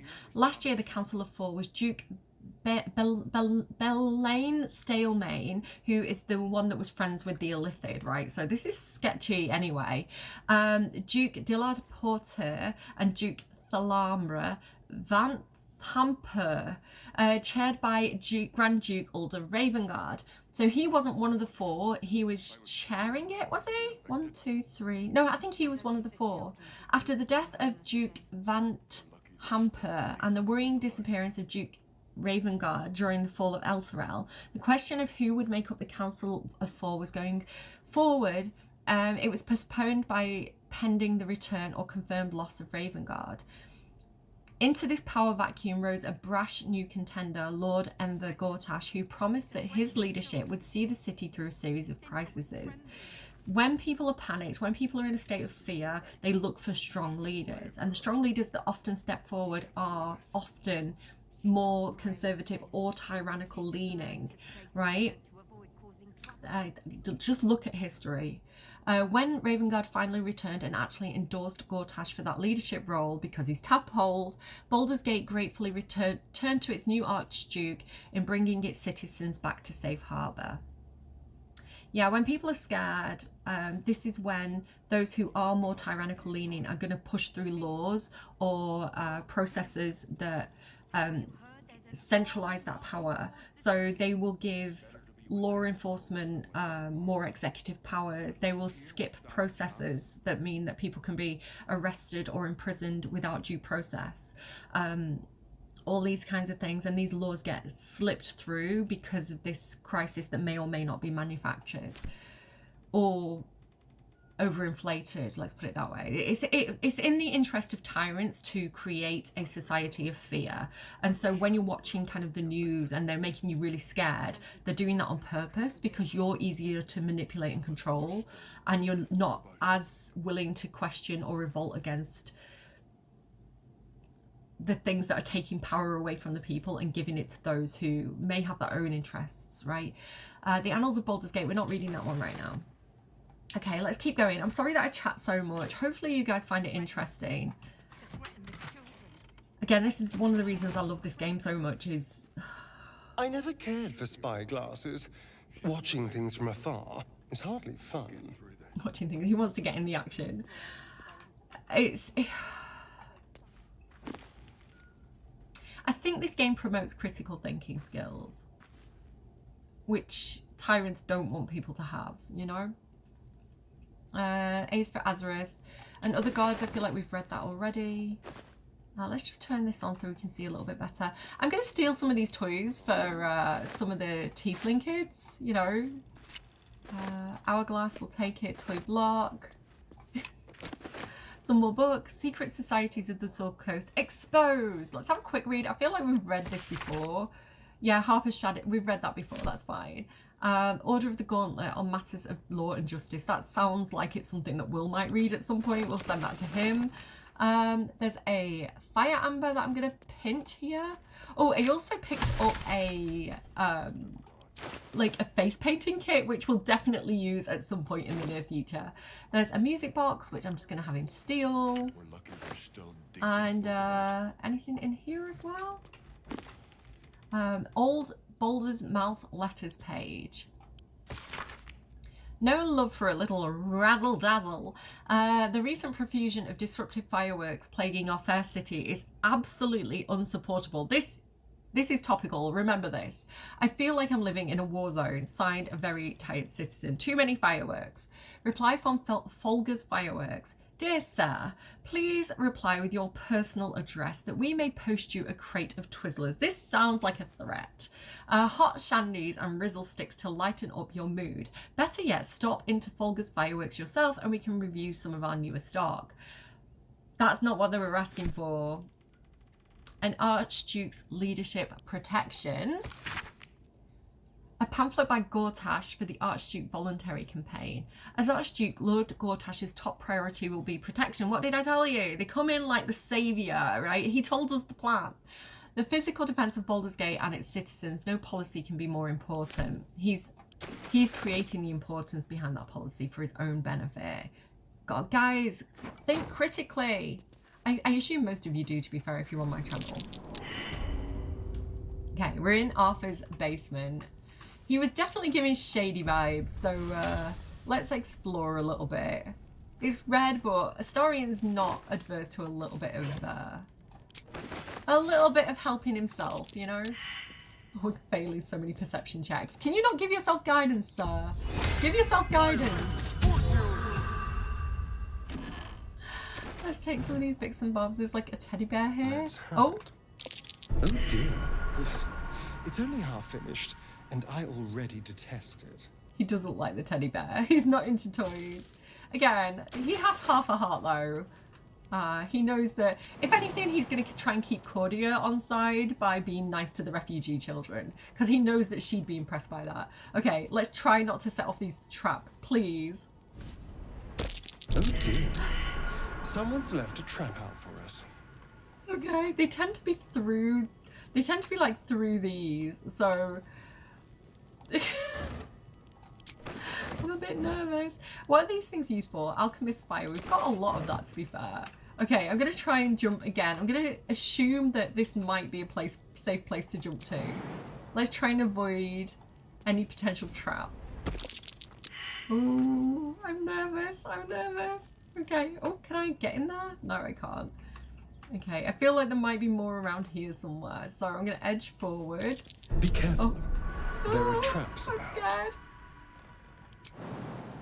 Where might it be? Can I jump to here? Traps. How considerate. Okay, edge forward. And jump over it. Good job. I am taking these fireworks and I'm sending them to Carla. I think she would have a lot of fun with these. She is my demolitions expert, so... where are we? Carla, where are you? There you go. I'm sure she'll have fun with that. Okay, I feel like we're safe now. We've got an unfinished teddy bear, instructions for donations, gifts for refugees only, please distribute. I feel like he's got an ulterior motive, guys. It's locked. Lockpick. Guidance. Oh, DC's 20. Have we done it? We've done it, right? It's Astarion. 16, 19. Yeah, we've done it. Easy. Okay. It was trapped. Dude. Oh no. Look here. We have a blackmail letter. You'll be fine, Astarion. Arthur, package still waiting for you at Baldur's. That's the firework place. You better not be late again or we'll start to wonder if you're really as committed to as you claim to be. Pick it up, put it in the teddy bears. Fireworks in the teddy bears? Make the donation. It couldn't be simpler, really. If it's still here this time tomorrow, we'll stuff you with it. As you well know, we've plenty to spare. Hardly the home of a sweet, generous soul. It might be worth looking into his donations. Who knows what he's been giving? See, the Astarion has half a heart, you know. Okay, blackmail letter. I feel like we should pick that up, to be honest. I feel like we need that as evidence. We'll take the pile of gold, thank you very much. Let's see if there's anything else in here that we can steal while we're here. Any books? Infernal contracts and bargains. Well, Will knows all about that, right? I'll let you read that if you want to. Remember, devils are not only fiends, they're bastards. Actually, I want to read this. This book presents a guide on which devils to bargain with for what. One must choose which devil they deal with using utmost vigilance. Remember, devils are not only fiends, they're bastards. I once knew a man who asked for an ultimate protection against his enemies from a devil of Dispater. I've got a thinking about my own campaign. He was transported into an impregnable iron fortress deep underground, one without doors. So pick and choose with caution, friends. For matters of money, creatures of Minaris can best solve your woes. For matters of pleasure or pain, face the fiery folk of Thelgethos. The tome continues in much the same manner. Okay, I think maybe we just won't make deals with devils. Maybe Arthur's making deals with devils. That would explain a few things. 9 steps to his infernal throne. This chapter lists each of the 9 hell's 9 layers, their rulers and the character associated with ritual items to scribe but a glimpse of it. So you can have a read of that if you want to. I would point out Avernus is where Zariel's from. She's the patron of Will, kind of the higher patron of Will. That's who Mizora serves, and this is the person who did the thing to Karlach's heart. And I'm also going to point out Carnea, which is Archduke Mephistopheles, a singular and precious text burnt. They are the ones that are kind of applying to our situation in some way, shape or form. Curse of the Vampire, well, we know about that, Astarion. And Vampiric Duality. Excerpt from Telsham van Condel's Vampire Duality. Now look, the thing is, your basic vampire has 2 instincts, right? Feed and make little vampires. Nonsense, utter crap, no such thing as basic anything. The personality of a vampire has many facets. As a schizophrenic diamond, I feel like Astarion's like, yes, I am very faceted like a diamond. Ignores the schizophrenic part. These statements seem contradicted only a few paragraphs later. Naturally, when you come down to it, the unidimensional qualities inherent to the vampire make them ideal predators. Their minds are narrow scarlet threads of cruelty, spooled over by a yarn ball of ravenous hunger. Only a few paragraphs later, yet who doesn't adore the darkly romantic complexity of the vampire, their gusto of their love, the wildness of their passion. This person seems... They're kind of like cat-like, right? Ooh, should we try and rub the oil lamp? I wonder, is that? No. An ordinary lamp. Pity. Oh well, I'm sure we can sell it, steal it. An expert, I will let you read that if you want to. It does talk about astral projections and things like that. Again, there's just a lot. I can't pick it up. I'm trying to pick it up in case we need it for later. Okay, got it. let's keep going. We will get moving. We'll go, the next step, guys, while I'm kind of doing this, I can't see anything here. The next step is we're going to go to wherever they're taking donations for the refugees. I'm going to see if we can find these fireworks. Case file. Okay, what's this? Baldur's Gate versus Flynn Silver. Case for prosecution. Master Silver did, with forethought and without malice, kill William Lister and Simon Simi Trist as one of... it mentions the dead three who were fighting. I don't know if that's relevant to what we're doing other than that, though, so I don't know. I'll grab it, and if it comes up later, we can reread it. Fiendish Bestiary. Bestiaries are great. Again, I sort of... I'm a humanities student, so I did a lot of history stuff. I think it's like the Aberdeen Bestiary. Really, really interesting to go and read that. Fiendish Fauna is an attempt to catalog many varied life forms that daily do battle with the front. Okay, that's fine. War of the Faithless.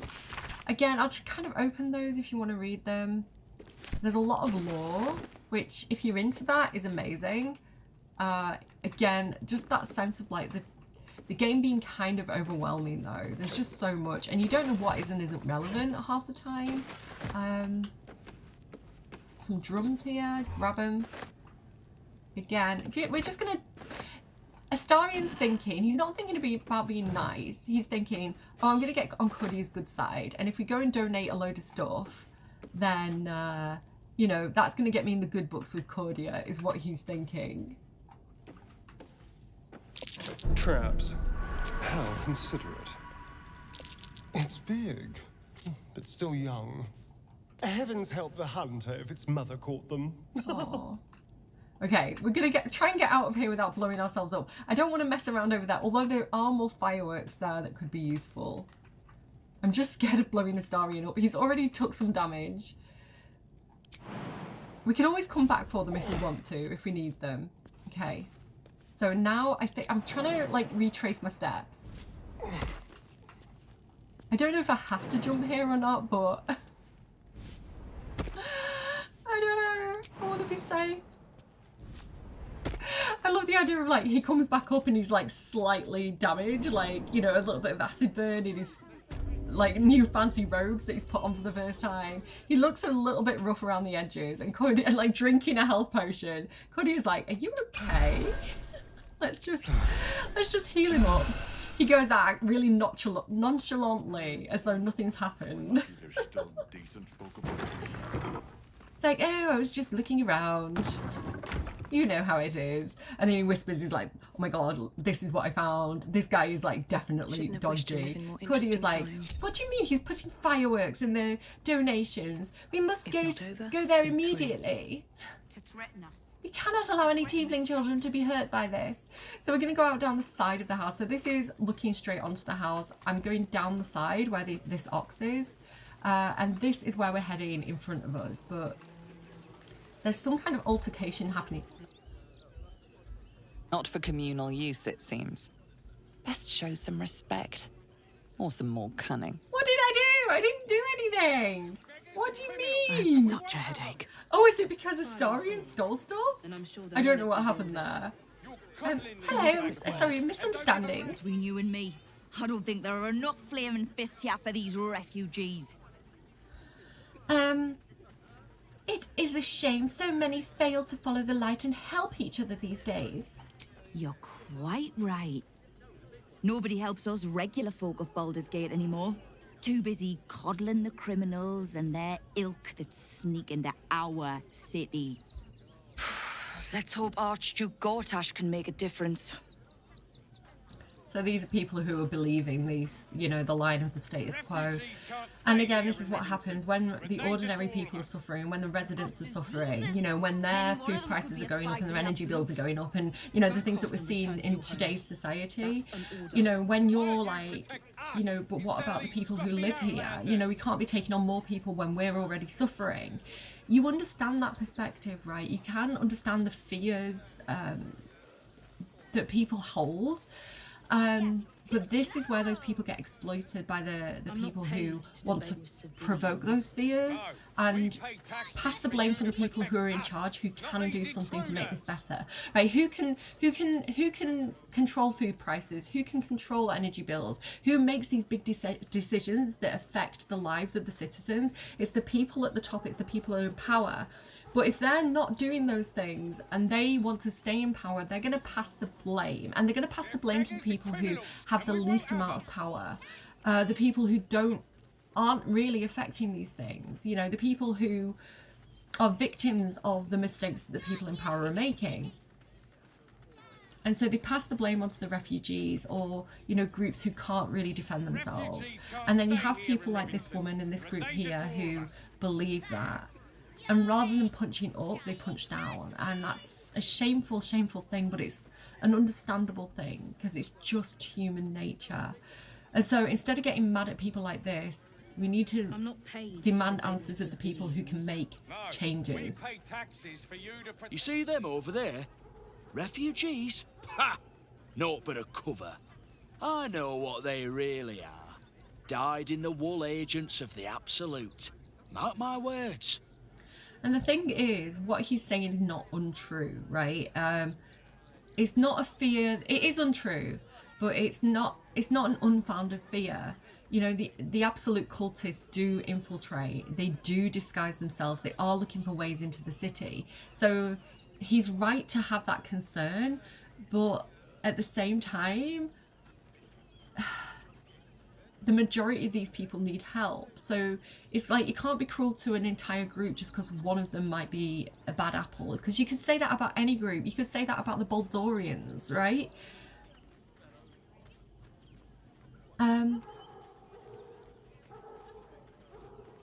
You think all the refugees are hardcore absolutists?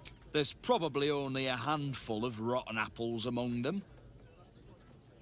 Or, you know what they say about rot?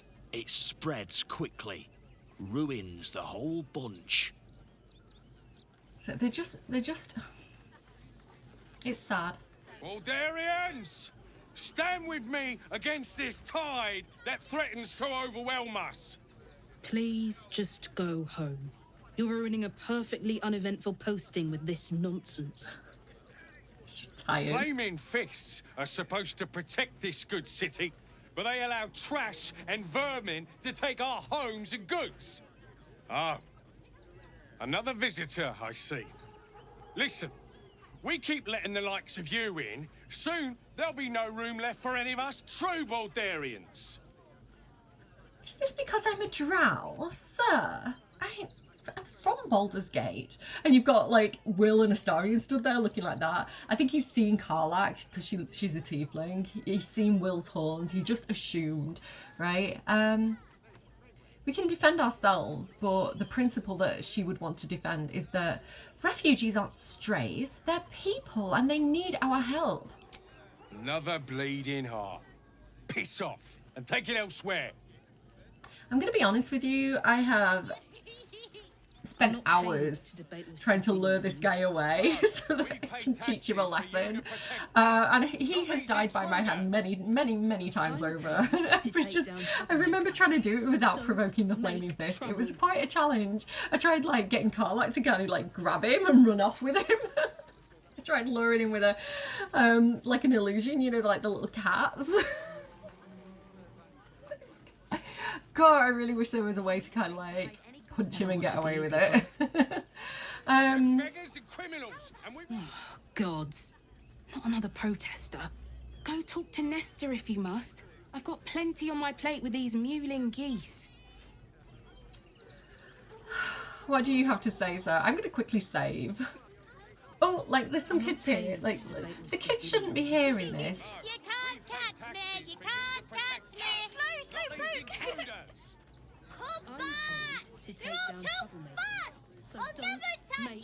They're meant to be running round. I don't know why they're all just kind of stood in a group. A little bit broken today, my game. Must be in a crowd of normal people for once. What was that, Carla? Really? I prefer my company. Extraordinary. Oh, thanks.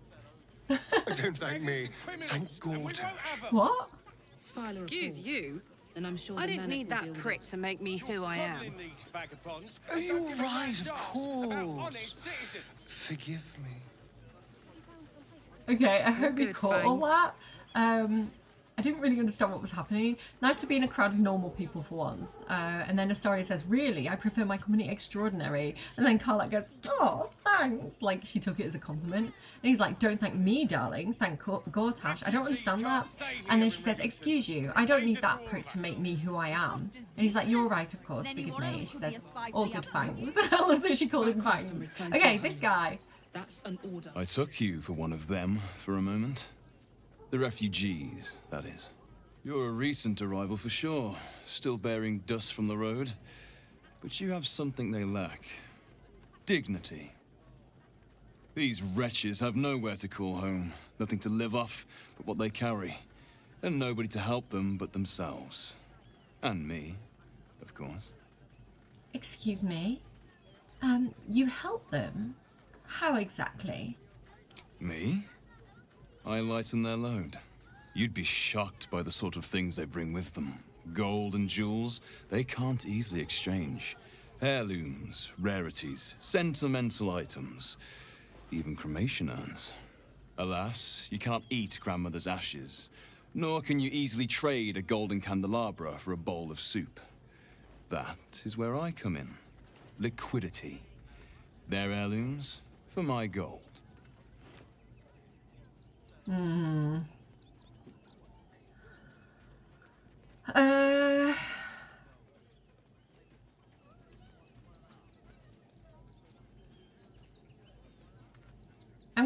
It's giving me the option to detect thoughts. A slippery fellow. Perhaps his thoughts will reveal what his lips won't. Let's give that a try. Okay, we've got to roll for it. It's a DC of 10. I think we've probably got this, but give me guidance anyway. I think that's good. Yeah. We've got it. 13. Let's go. Difficult to get a good day's trade done when I'm expected to keep watch for Shadowheart at the same time.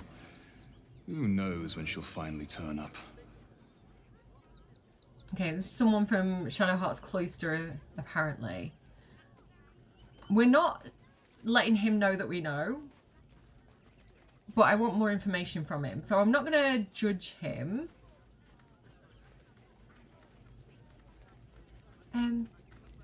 And what do you do with all these goods you're acquiring? There is an enterprise within the city that I help to support. I know I said I wasn't given to charity, but this place is dear to my heart. I'd tell you more, but they value discretion above all. As do I. Very secretive of you, sir. This isn't... I'm going to flirt with him a little bit. This isn't just about gold for you, is it? There's more to me than your... There's more to this than your... I can't let me try that again. This isn't just about gold for you, is it? There's more to this than you're letting on. Bats her eyelashes. Okay. Give me guidance. It's a DC of 18. That's quite high, so I'm going to use Bardic Inspiration as well. 10. Have we done it? Add 3. 13, 17, 21. Yay! Look at that. 26. Cool. You're like a dog with a bone, aren't you? Rude. Perhaps you are cannier than I first gave credit to be. I have some very special wares reserved for exclusive clientele. But I think you've earned a peek. Okay. Special wares.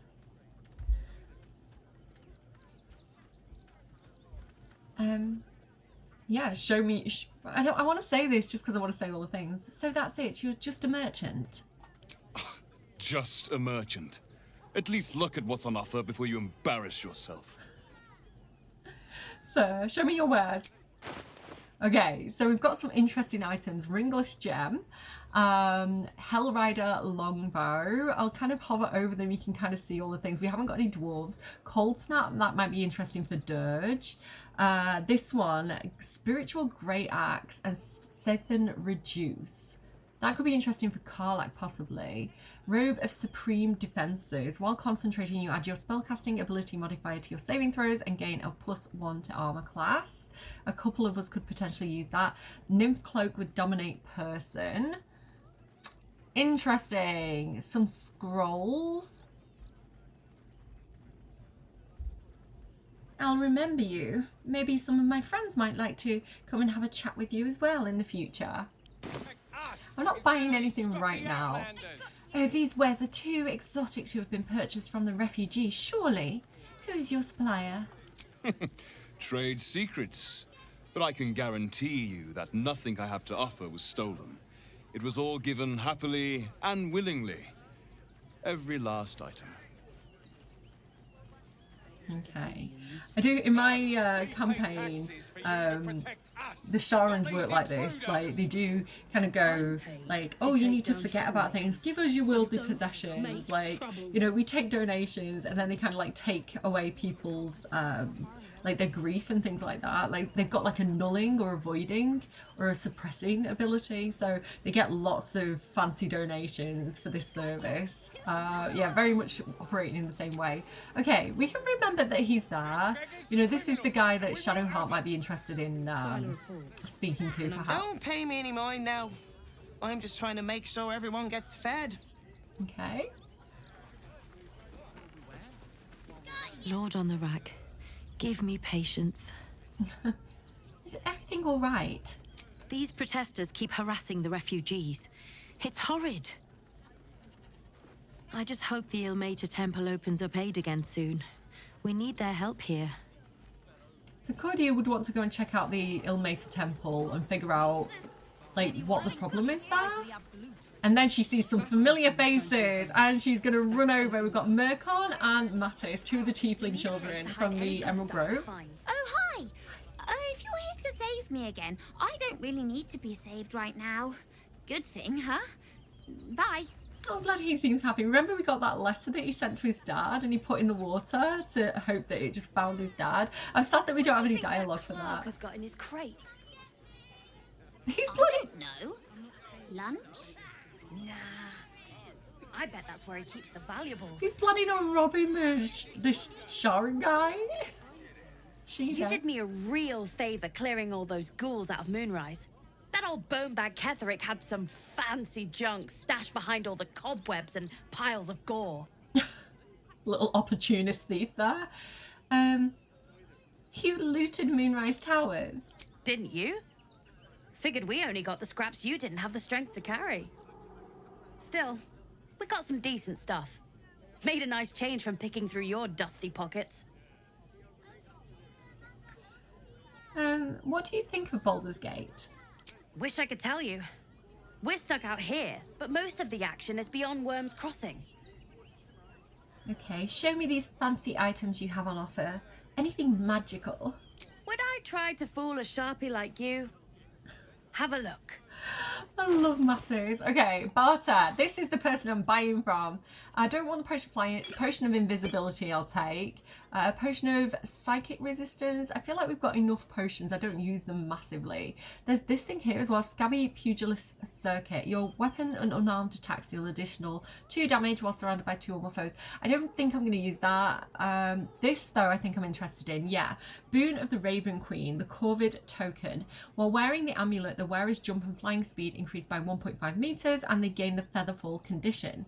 Featherfall's effects will persist while the wearer is polymorphed or wild shaped, and they can polymorph into a dire raven. And again, this is of the Raven Queen. It says, let your lips turn black as night on this eve of frightful, what's that say, whites? Let your throat be filled with screams. Nearby looms the Raven Queen, a song of dark festivity. I want that for Shadowheart because that's her whole vibe at the moment. That's her disguise. Okay, we'll take that. These as well, not too bothered about those. So yeah, let's balance our offer. We want to donate stuff as well. I'm going to balance offer. I'm going to buy them for the cost that he's offering them for. And then we're going to donate some of the stuff that we stole from that guy's house. So the drum, the necklace, the silly hat, the loot. I'm going to keep the books and just see if Gale wants to read any of those. Some sandals, because people are going to need sandals after being on the road. We've got all these teddy bears that definitely don't have fireworks in. What else? We've got music box, lantern. Yeah, I'm going to donate all that stuff just to the kids. So, you know, they can make a bit of a living. They can get a bit of a side hustle going there. There we go. Donate these items, absolutely, yes. This is the cause that we're donating to. Stay away from trapped chests. Okay. You too. Okay, let's go and see what the situation is up here then. This is Manip Nesta, so he's in charge of the donations. Seems simple enough. We've got a record maintained by the Flaming Fist of refugees arriving, so we can scan this and see if we recognise any of these names. I don't think I do. Okay, what else have we got here? The Flaming Fist take it to the city's parliament with oversight of the gathering and distribution of donations to the refugees in Rivington. Responded with what appears to be a half-hearted attempt to list donations and donors. The list, much amended, possibly to conceal peculation by the Fist, so the stealing the donations, includes the following entries. So you can see here who's been donating stuff, and you can see here Figaro, Pennygood, Arthur, Gregorio. This is the guy who owned that house with the fireworks. 21 stuffed toy bears, unusually weighty. Well, letter of complaint to the Flaming Fist duty officer. I assume that members of the Flaming Fist were assigned to Rivington to maintain law and order among the refugees, but what do I see? Ragged refugees, big as life and twice as odorous, walking Rivington's streets as if they own the place, instead of keeping decently out of sight in that refugee camp. I warn you, my great aunt knows Blaze Leara Porter personally. So the Porters are an important family in Baldur's Gate, and if those refugees aren't rounded up and kept where they belong, the Blaze will hear about it. Sir Grapple. So the elite of Baldur's Gate are really quite nasty and unempathetic. Hello, sir. I have something important to talk to you about. To discuss. Donations? Not donations. What do I want to say? I will make a donation. What do you need? Food, sundries, gold. These poor refugee sods need all the help they can get. Listen, sir, I will donate, but I need to get into the barn right now. Something dangerous might be among the donations. I'm tripping over my words. Not very persuasive. I need guidance, guys. I need help with this. 6, yeah, we've got this. Add 3, add 4, yeah, we've got this. Cool. Let's go. I'm gonna let you through because I don't want to take any risks. But you better not be lying. No, of course not. We have the evidence, we have this letter. Okay, so just to kind of show you, this is one of the quests now. So as soon as you go into the basement and find stuff, you get investigate the suspicious toys. So yeah, we can go and discover what's going on with this. Let's see if the Fists have seen anything suspicious. Nesta let you in? Good. Means you'll be further away from me. Excuse me, don't be rude. You're very mean to drows in this city. Not sure why you were so keen to get in the barn, but if the Manip says so... He does, actually. So it's a good thing the Manip's kind of reasonable, isn't it?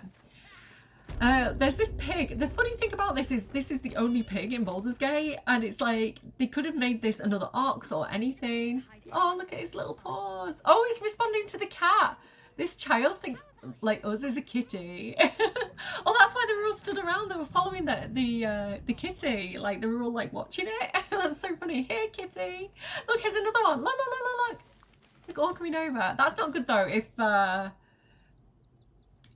If we're dealing with explosive teddy bears, go away.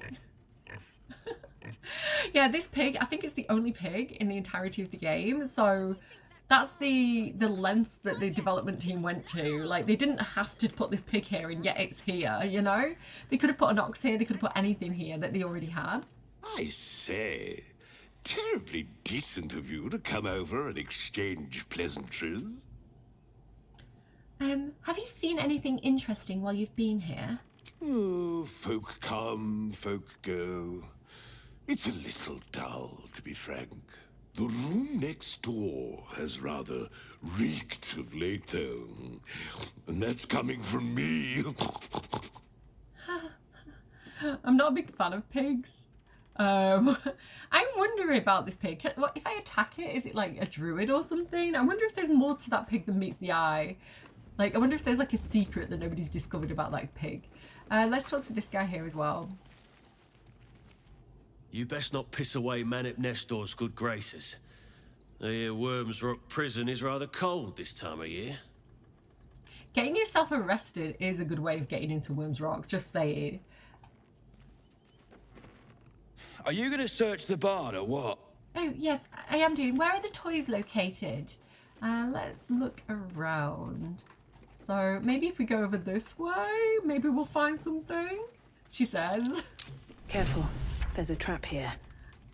Okay, we found them. Here he comes. You were right. Explosives. Now give me some room. I need to make sure the rest of these donations are safe. You try and find whoever is responsible for this. Okay, we know who's responsible for this, but we will try and track him down. We hear he likes the Sharesa's caress. Okay, excuse me a sec. Sorry, guys. We'll leave our friend. This assignment was going to be dull. No such luck. We'll leave Astarion behind to deal with this situation. This is funny. So somebody donated a book of stories for children, but when you read it, this person might not have had good intentions because it says, the hungry bullwug. Once there lived a bullywug whose name was Billy. His clothes were ragged. He never washed, and he spoke in tongues that nobody could even understand. But the worst thing about Billy was that he was always hungry. First he ate all the food that was in the village, and then he moved on to the villages nearby. Soon the entire region was starving because Billy would never have enough. Villagers offered to teach Billy how to farm so that he could make his own way, but Billy was lazy. Billy only ever wanted to live off the kindness of others, so that is what he did. One day the villagers decided they'd had enough. They had been forced to live off their supplies for months, and they were sick of it, and Billy, having gotten fat from eating all their food, had started to look rather appetizing himself. So it's clearly like a don't be like, it's clearly written by somebody who's got their own perspective on the refugees. Do you know what I mean? Okay, yeah, we're leaving Astarion behind, and he can deal with the explosive situation. But now when you talk to them, Seems we were patrolling around a powder keg. Glad I didn't get burned up. like, they have different reactions when you've discovered the fireworks, which I think is really, really like a nice detail. Like, at first they're just kind of doing the job, and then they're like... Explosives? In toys? How despicable. Hope Lord Gortash gets this stuff sorted out. Honestly, I wouldn't be surprised if Lord Gortash was behind this. So let me bob to Astarion, and we'll have him disarm this chest, hopefully with a bit of guidance from you guys. I thought this assignment was going to be dull. Let's hope he doesn't blow everybody up. It's a DC of 20. Oh no, we may not have done it. Have we done it? I'm trying to... I think we've done it. I think we've done it. Yeah, let's go. I was worried there for a second. Can you please give me a hug? Bet your arms would be so snug. The good thing is, though, we can now take... Who would do such a thing? Who would do such a thing? Arthur! Arthur would do such a thing. Surprised teddy bear. Grabbed it. Okay. Can we do something with these? Can I throw these at people? I'm going to send them to Karlach for safekeeping because I don't want to accidentally like donate them to a child. Although I do feel like I kind of want to give them to Mattis because he could definitely get himself out of sticky situations with those explosive teddy bears. Like, just in a way where it's kind of like I intend to keep them safe. That could be a bit of a plan. Okay. Astarion, you hang out there. And we're going to come out and keep exploring. I've left Astarion behind for a reason, trust me. Trust me, guys, I have a plan. Nesta sorted out those trap toys. Nasty business, that. Yes, I'm glad Nesta sorted out those trap toys too. Suppose the Manip had the right idea letting you poke around. Good job finding those explosives. See, the fist are nuanced, right? Some of them are kind, some of them are join the fist for the right reasons. Some of them are on a power trip. I'm busy. Mind your own. What a hag are you? I don't mean to be rude to older ladies because I am one myself, but I've had experiences. Well, to be fair, for a miserable collection of shabby hovels jam-packed with wretched refugees, this place isn't bad at all. Oh, he's making the most of it. I like that attitude. Glad to see you. Glad to see anybody, really. It was a lonely road getting here through those abandoned farmlands, and I'm a sociable sort. Have we met him before? I don't remember him. Doggo! Let's pet the dog. Pet that dog! Biscotti. Oh, gods! Are they gonna see it? What happens if they don't see it? I know what you want. Who's a good dog? You're a good dog. Yes! Oh, goodness, yes! I am a good dog. Fantastic stuff! Oh, yes, you're lovely. You can come back. I love Biscotti. Oh, here we go. Here it comes. Good dog. Yes, yes, yes! Amazing! Perfect! No notes! So cute. Hello.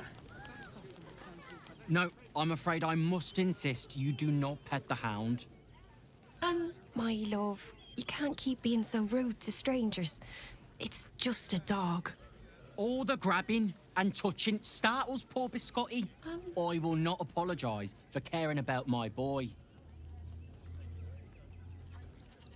If a simple petting startles the dog, I can only imagine how stressful this camp is. Maybe he's projecting onto the dog, you know? Whatever the dog thinks, being here is much better than being out there. Right, my dear? Well, the children can be a touch grabby, but yes, you're quite right, my darling. Aww. War is no place for a precious little baby like Biscotti after all. I kind of want to take Biscotti and take it to someone else because somebody else wants a dog. I apologise for my husband and his obsession with that bloody dog. What was that, my dear? Nothing, darling. They're so funny. Okay, let's keep going. I'm going to talk to a few of these refugees and then we'll switch back to Astarion for reasons. Heads will roll for this. This transgression. This injustice. We've got a cleric option. I like this one. Like, she presumes, right? I know. The way they treat refugees around here is terrible. I don't give a shit about all that. It's how I've been treated, which is the real travesty. A perfectly respectable businessman wants to bring his, well, business into this fine city. And what do? Hi, elves. I'm guessing they didn't let you in? They talk some absolute horse bollocks about papers and correct filing procedures and threw me in this slum. I should be loins deep in Sharess's caress by now, not waddling about in filth. Excuse me a minute. Future editing relay, cut this out. Sorry about that, guys. This little group, I like their story. Let's talk to them. We've got to get Grunch into the city, but he's in no shape to travel. I wonder, what if we hit him in a big barrel and nailed it shut? Nah. So they really want to get their friend into the city. Don't know how we're going to get Grunch into the city, wounded as he is, but we have to. I want to help as well. I really wish there was a side quest where we could help smuggle them into the city. Grunch, hello. He doesn't look... I mean, he looks injured, but my cleric sense says that maybe he doesn't need our help. His health bar's fine. Whatever you need. I can't help you. Even talking is painful right now. Cleric of medicine. I'm well versed in healing rites. Allow me to take a look. Guidance. I think we've got this. Yeah, I'm good. Dirty 20. After a quick examination, you conclude that your patient is pretending to be wounded. You wonder why. Really? This isn't necessary. I'm sure there are other people that need your help more urgently. Oh, this is barely a scratch. What's the idea? Shh, not so loud. If those lads find out I'm faking, they might go off on their own. They're not ready for that. And frankly, I'd miss them. I don't really have any other friends. And I like those lads. So I think I'll stick around a while more. Like, that's kind of it. As far as I'm aware, there's no way of, like, furthering that or resolving it. Because I wanted to, like, go back to them and say, look, this is what he's worried about. Like, this is the situation. And, like, have them all be like, no, we like you. Like, not just because you're injured. Like, it's so cute. They care so much about him, you know? And he's like, oh, yes, I'm injured because he thinks they won't stick around. Oh. Can't stand her, can't stand her, can't stand her! My sister-in-law. All law and no sister. So this is a situation where it's kind of like just family, you know, like being stuck with family in a difficult situation and everybody starts to get grumpy with each other. I had it easy compared to the rest of you. My son Garen is pleased we got this far together. But his wife's bitching is making me old before my time. Why can't he tell her to put a sock in it? Okay. Oh. Actually got here safely. Towing along my wife's sister and mother. Or maybe they towed me along, eh?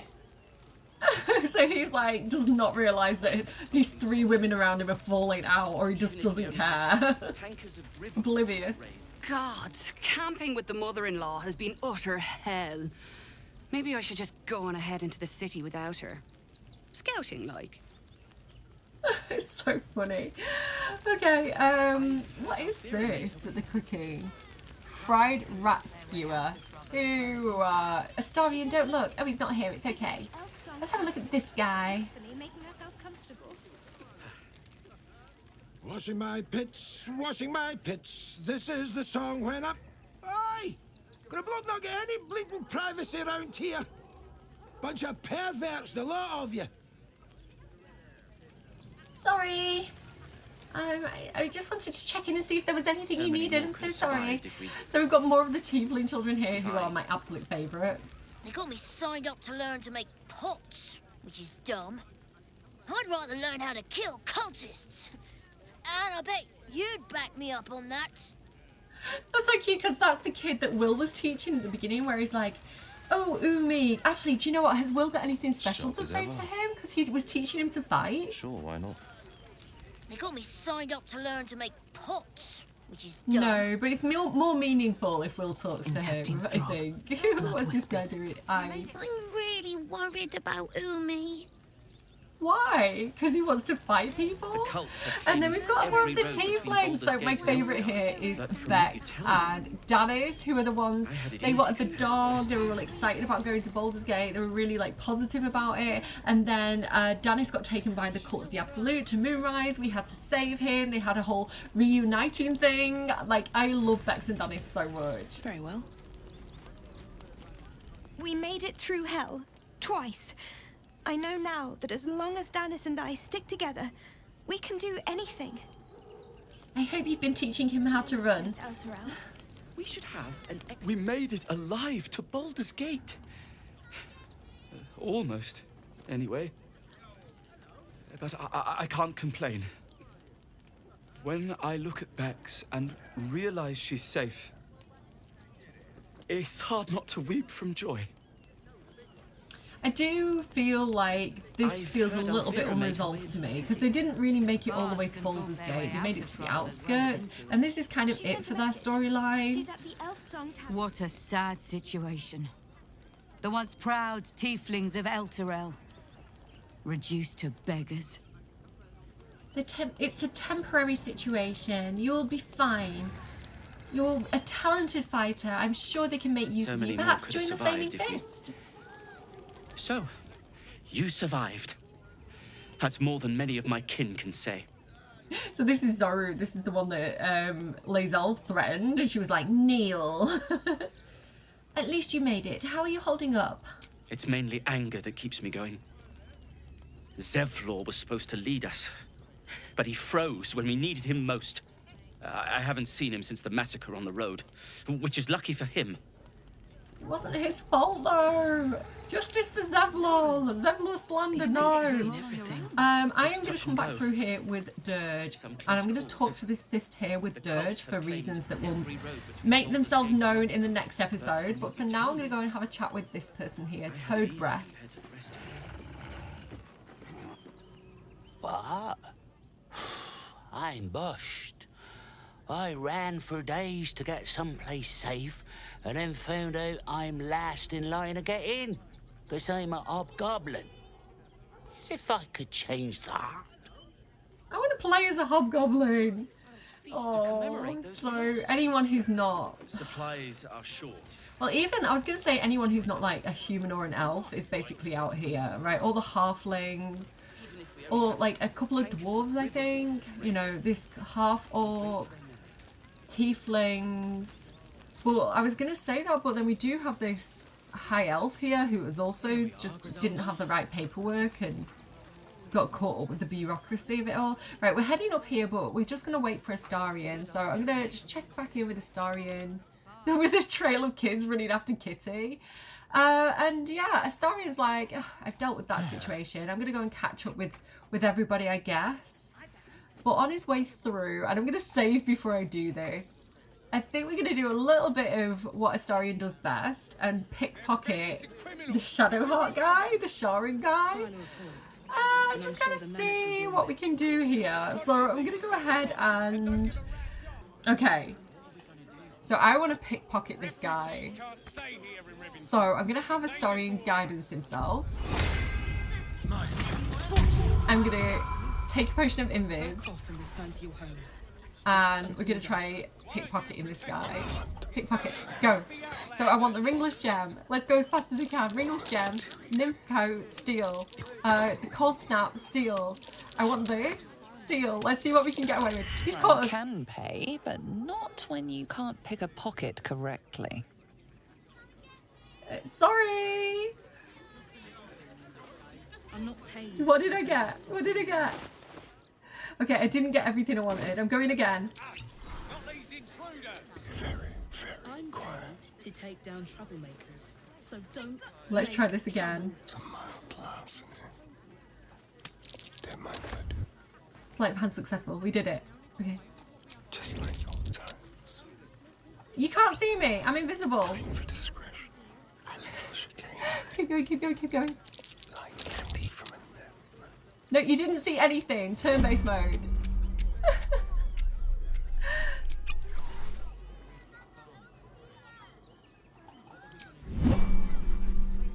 You saw nothing. You saw nothing. You saw nothing. You can't see me. I'm invisible. And I'm sure the Manic will deal with it. Okay, let's go again. I want this as well. Steal. Crime can pay, but not when you can't pick a pocket correctly. I'm not here. You can't see me. Sorry, run away. We used so many potions of invis then. I definitely need to buy some more from Mattis when I get a chance. Run, run, run, run, run. I don't know why I dashed. I thought I was in turn-based mode still. Go, go, go, go, go. I am not paying the Sharing guy for the stuff that I want.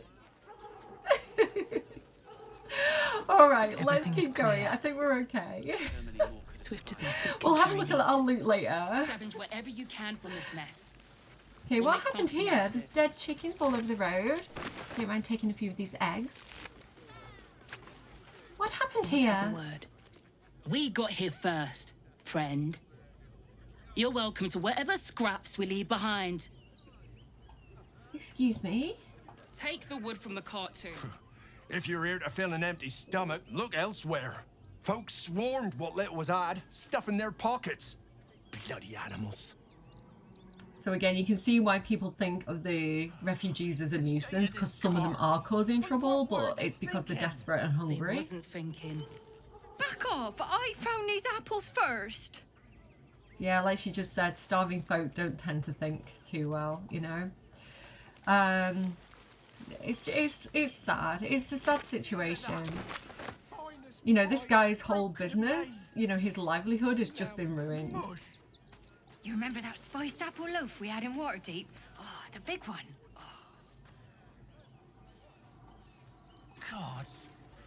I don't know. I'm not quite sure who's who in that situation. Ooh, nice. Get it. Shut it. Scavenge whatever you can from this mess. We'll make something out of it. There's a lot of background chatter. Okay. There's one more thing I want to do, and then we're going to long rest. And then in the next episode, we'll have Dirge go around a little bit. But the Gur camp. Do you remember the Gur? This guy here, Gandrel, he was hunting Astarion. We met him at the side of the witch's hut. And he was like, I'm looking for a vampire called Astarion. You haven't seen him, have you? And we were all like, what's a vampire? Oh no! So he's a monster hunter, and he's one of the Gur, which is this tribe of people here. So let's go and see what the situation is. Just wait for the next wave. I share your fear. Oh, it auto-saved. Rechtei Hathran Rust. Welcome, friend. You've joined us as we honor our fallen dead. A somber time, and you have brought a somber guest. I did not think you would willingly return, Spawn. I thought you didn't recognize him. Well, indeed. I was rather hoping I'd never see you people again. Honestly. Frey Valdiskdurovna. Frey Valdiskablast. I feel we're intruding. We should leave quickly. Calm yourself. You will not be harmed. Our leader has called off the hunt. She wishes to speak to you. Well, that sounds good.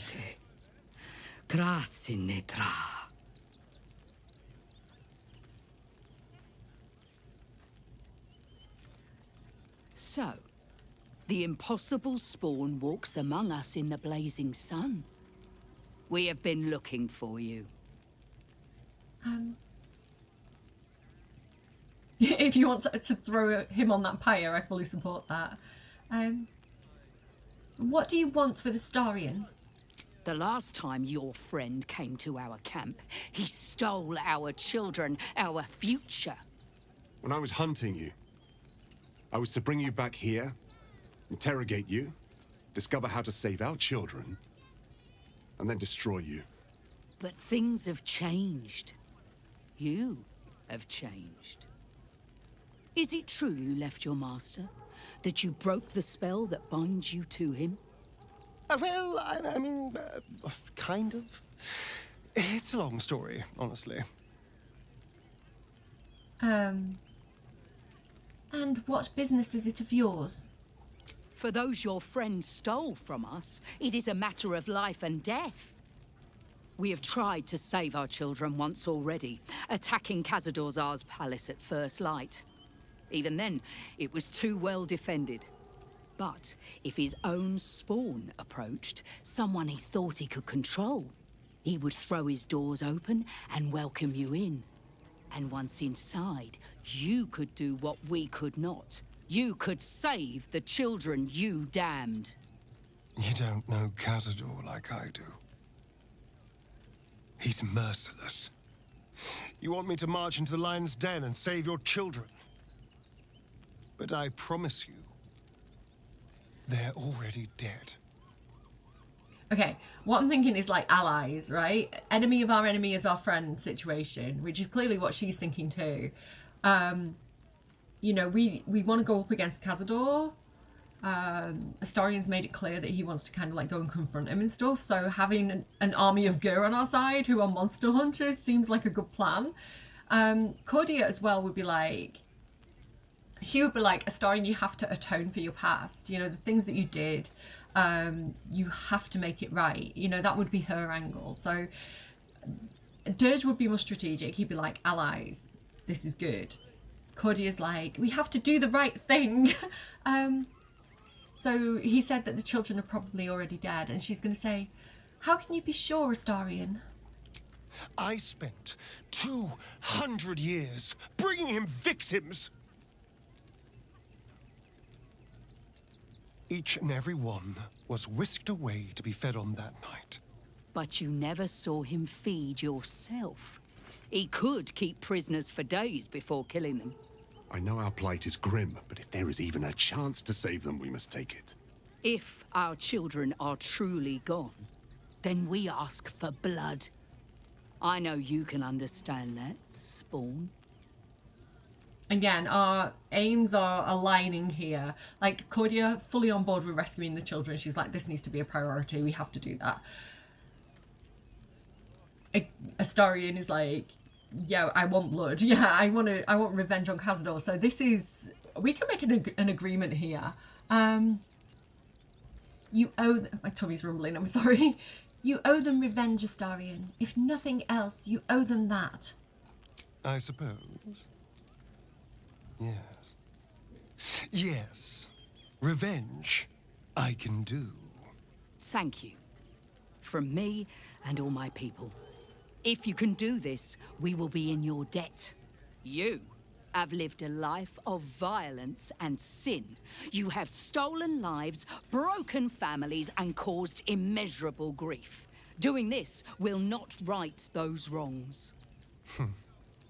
If you're trying to encourage me, you're failing abysmally.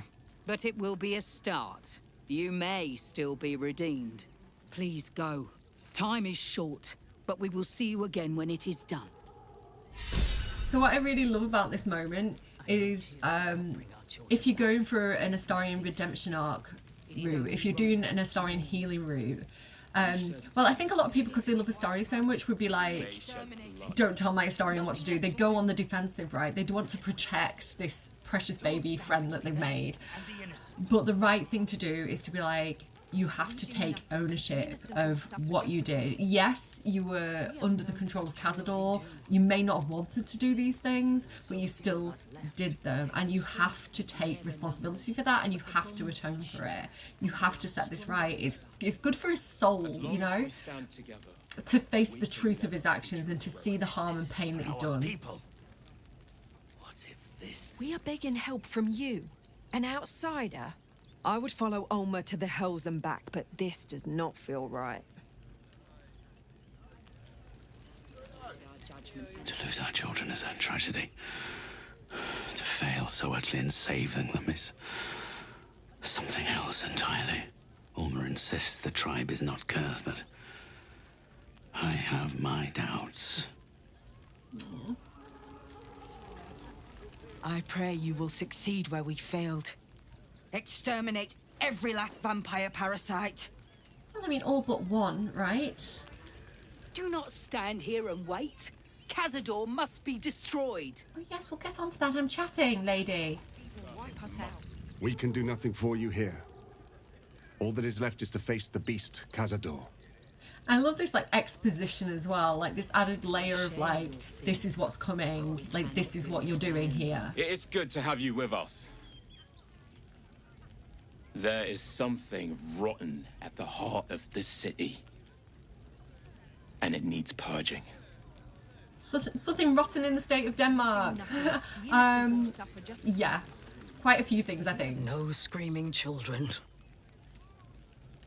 No laughter. No scolding words. There is only silence and pain. I mean, if you want children to scold, there's plenty over in the Tiefling camp. I'm sure they'd appreciate the extra bit of childcare. I should speak up. Our dead fought well. They died well.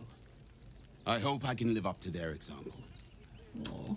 So there's like a little room here that we could go in. I don't think it's necessary.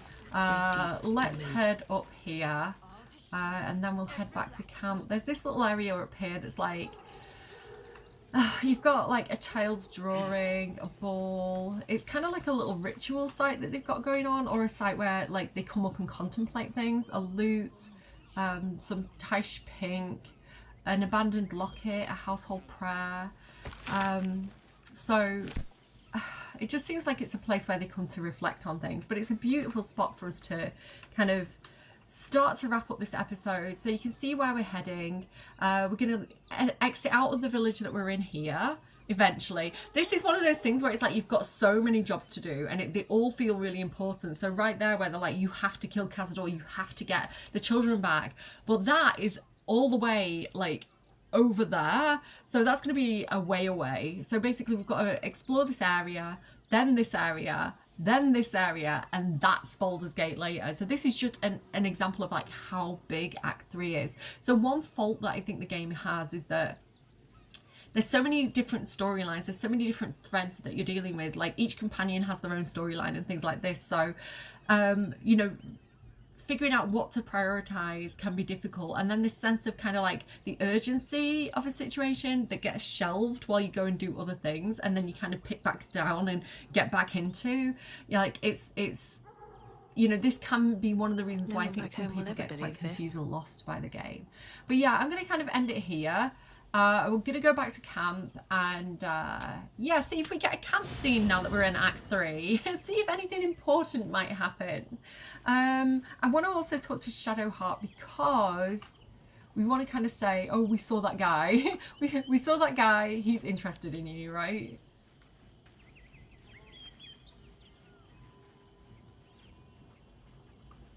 All the way over here. Oh, I see some other people that I want to talk to. Good. I was just starting to miss the sound of your voice.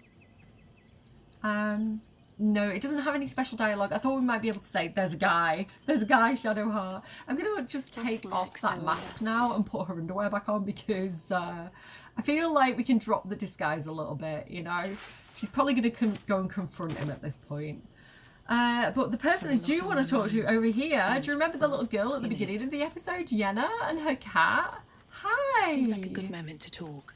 Hi. It's me, Yenna.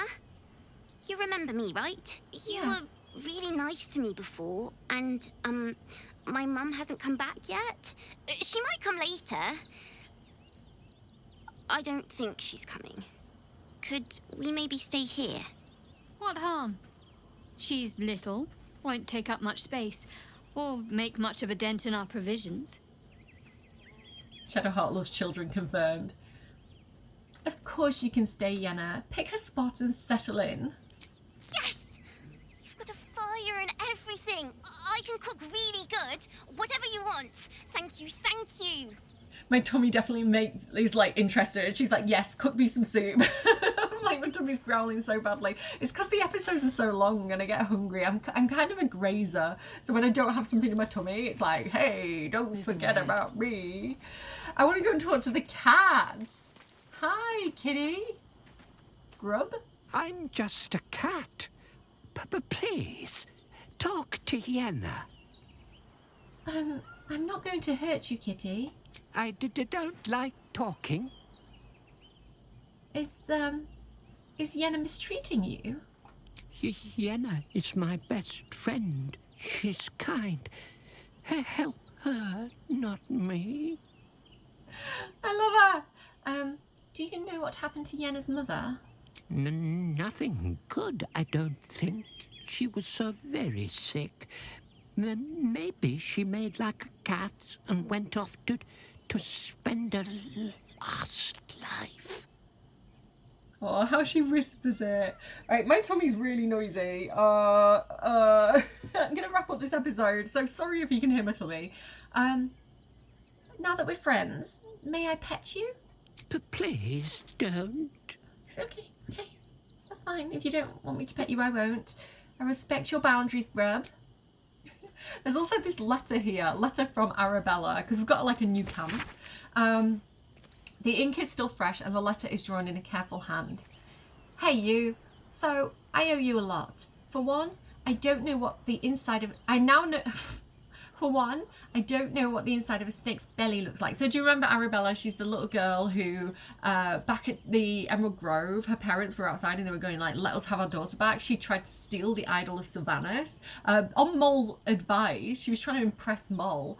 And she got caught, and the quite nasty lady who was running Druid's Grove, she was basically threatening her with a snake. She can actually kill her in that scene if you're not careful. And we talked her down and we persuaded her to let Arabella go. And then Arabella, her parents died in the Shadow Curse lands, so she stayed at our camp for a while. She's got this whole druid Sylvanas blessed magic thing going on that Withers is kind of encouraging. So she's left our camp now, apparently. Another, you let me stay at your camp, and for another, you found out what happened to Mom and Pops. I'm on my own now, but Bone Man says it's a good thing. I just have to let the weave guide me, and as far as I can tell, it's tugging me to Baldur's Gate, so I'm headed there first. And anyway, thanks for everything. I won't forget it, so maybe we will or won't run into Arabella again, possibly, perchance. Okay. Yeah, I think it's probably time to take a cute little long rest. So, Dirge, do you want to go ahead and take this one? No. End the day? Never mind.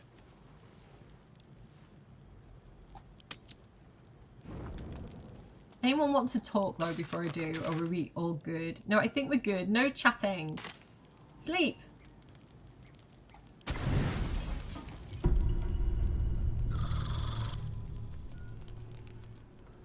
Naughty, naughty, naughty, little master.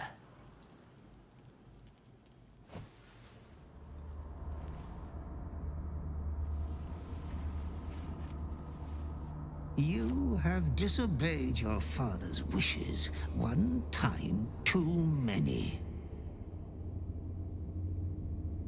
For he who fights with monsters should look to it that he himself becomes a monster. When you gaze long into the abyss also gazes into you. Another will embrace what you have rejected, and that other will be your death. But your father loves you dearly. You may re-inherit yourself yet. Slaughter your line. Become the last of your name. Lord Baal shall have but one chosen. So Dirge was kind of the favourite. But, Memories flood back, snatches of your story written in the blood of 1,000 victims. Years spent in worship of Baal, leading his savage congregation in prayer, sacrifice, and slaughter. You were their master, and he was yours. A cruel master, a dread lord, a devoted father. All is as you feared. You are a spawn of Baal, his heir, his scion. Oh, well, pretends to be shocked. I actually have not seen this before, this cutscene, because I've never got this far with a Dirge playthrough until this playthrough. So this was quite new to me. Obviously, I saw it when I'm kind of like planning each episode to make sure they're not too long and they have kind of like a nice rounded thing. I kind of like want to pre-plan each episode. So I have seen it kind of recently, but up until like then, like I haven't seen this before. So yeah, I don't fully know what to expect in Act 3 because I've never done a Dirge playthrough, but I know some things. Okay. Again, Dirge is kind of still quite angry about this whole situation. He clearly he was on the path to be the Chosen of Baal, right? He was the original Chosen of Baal. We know this from some of the letters that we found in Moonrise Towers and in the Illithid colony. You know, what Cressa Bone Daughter told us. We know that Dirge was the original member of the Dead Three, right? It was Ketheric, Gortash, and Dirge. It was not Orin. Orin took his place. after he was kind of like beaten up and left to die. So whether Orin did that or not, I don't think is clear at this point. But Orin is now the chosen of Baal. But there is a chance that we can fight her and reclaim that if we want to. This is the perfect playthrough. This is a good route playthrough, so he's not going to do that.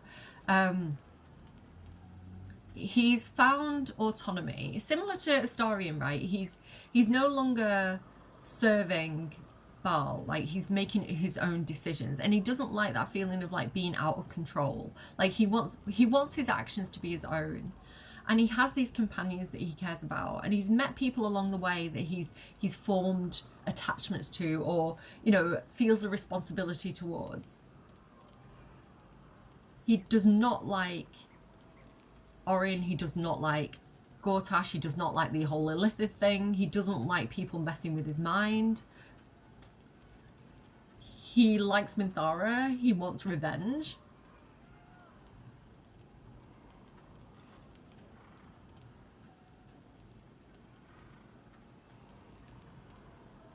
Maybe we ask about Orin. But I want to fight the urge. So, tense up. That may be what you were, but it is not who you are.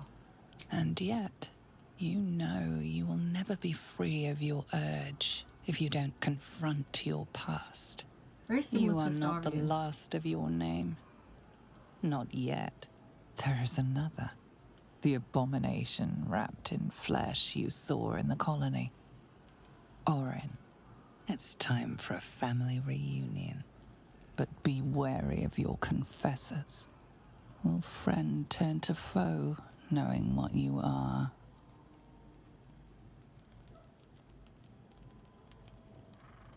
I think a few people probably have the suspicions. Like, a couple of them, I think Gale probably has an idea. Minthara might have put 2 and 2 together. I think there might be a few people who have an inkling about what this dark urge is. Because she loves to watch them sleep. I don't know what these two are doing. There we go. Okay, this is the trouble when you have more than one player character. But that's where I'm going to leave it for today. I hope you've enjoyed. We've got a bit of a cliffhanger there, I guess. I guess we're going to go and track down Orin in the next video. So, next video, track down Orin. Have Shadowheart confront that guy and figure out where the cloister is. What's happened to her parents. And yeah, explore a little bit more of Rivington. There's quite a lot to explore in this little town. So I will see you again in the next episode. Thank you for joining me. I'm sorry about my shouty tummy. My dark urge is the urge to eat cheese toasties. And yeah, I will see you guys again soon. Remember to drop a like if you like. Remember to let me know at this point where we know what we're up against now. Like we're a chosen of God, the god Baal. We need to go. And I love this as well, this idea of like everyone has their oppressor. Everybody has someone that they're standing up against. So for Karlach, it's Gortash. For Will, it's Mizora. For Astarion, it's Cazador. For Shadowheart, it's the Sharans. You know, and this idea of like overcoming gods. Like Gale has Mistra, Shadowheart has Shah, Lae'zel has, you know, the Lich Queen Blackith. So this idea of like standing up to those who puppeteer us or those who exploit their power over us. Dirge has that as well, and his is the god Baal and his evil sibling Orin. So yeah, we've got a lot to do. Pretty much. I think that's more or less it. I can't remember what I was going to say. Oh yeah, so the Astral Touch tadpole now. Do I want to say what I want to say?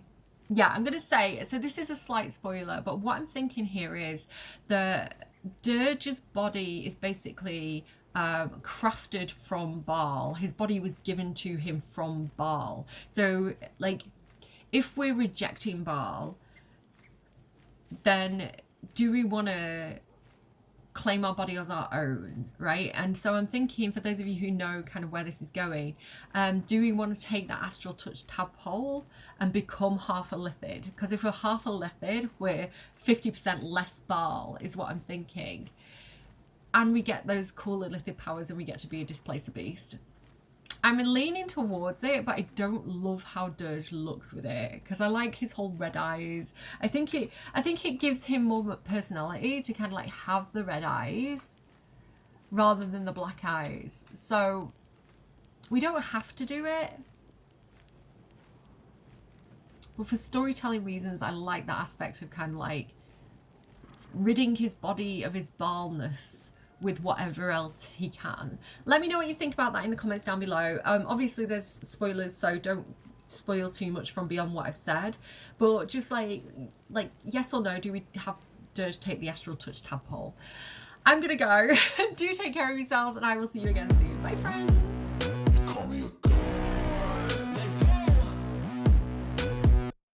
I'm about to go off like a weapon. Fuel to the top, got a filled up engine.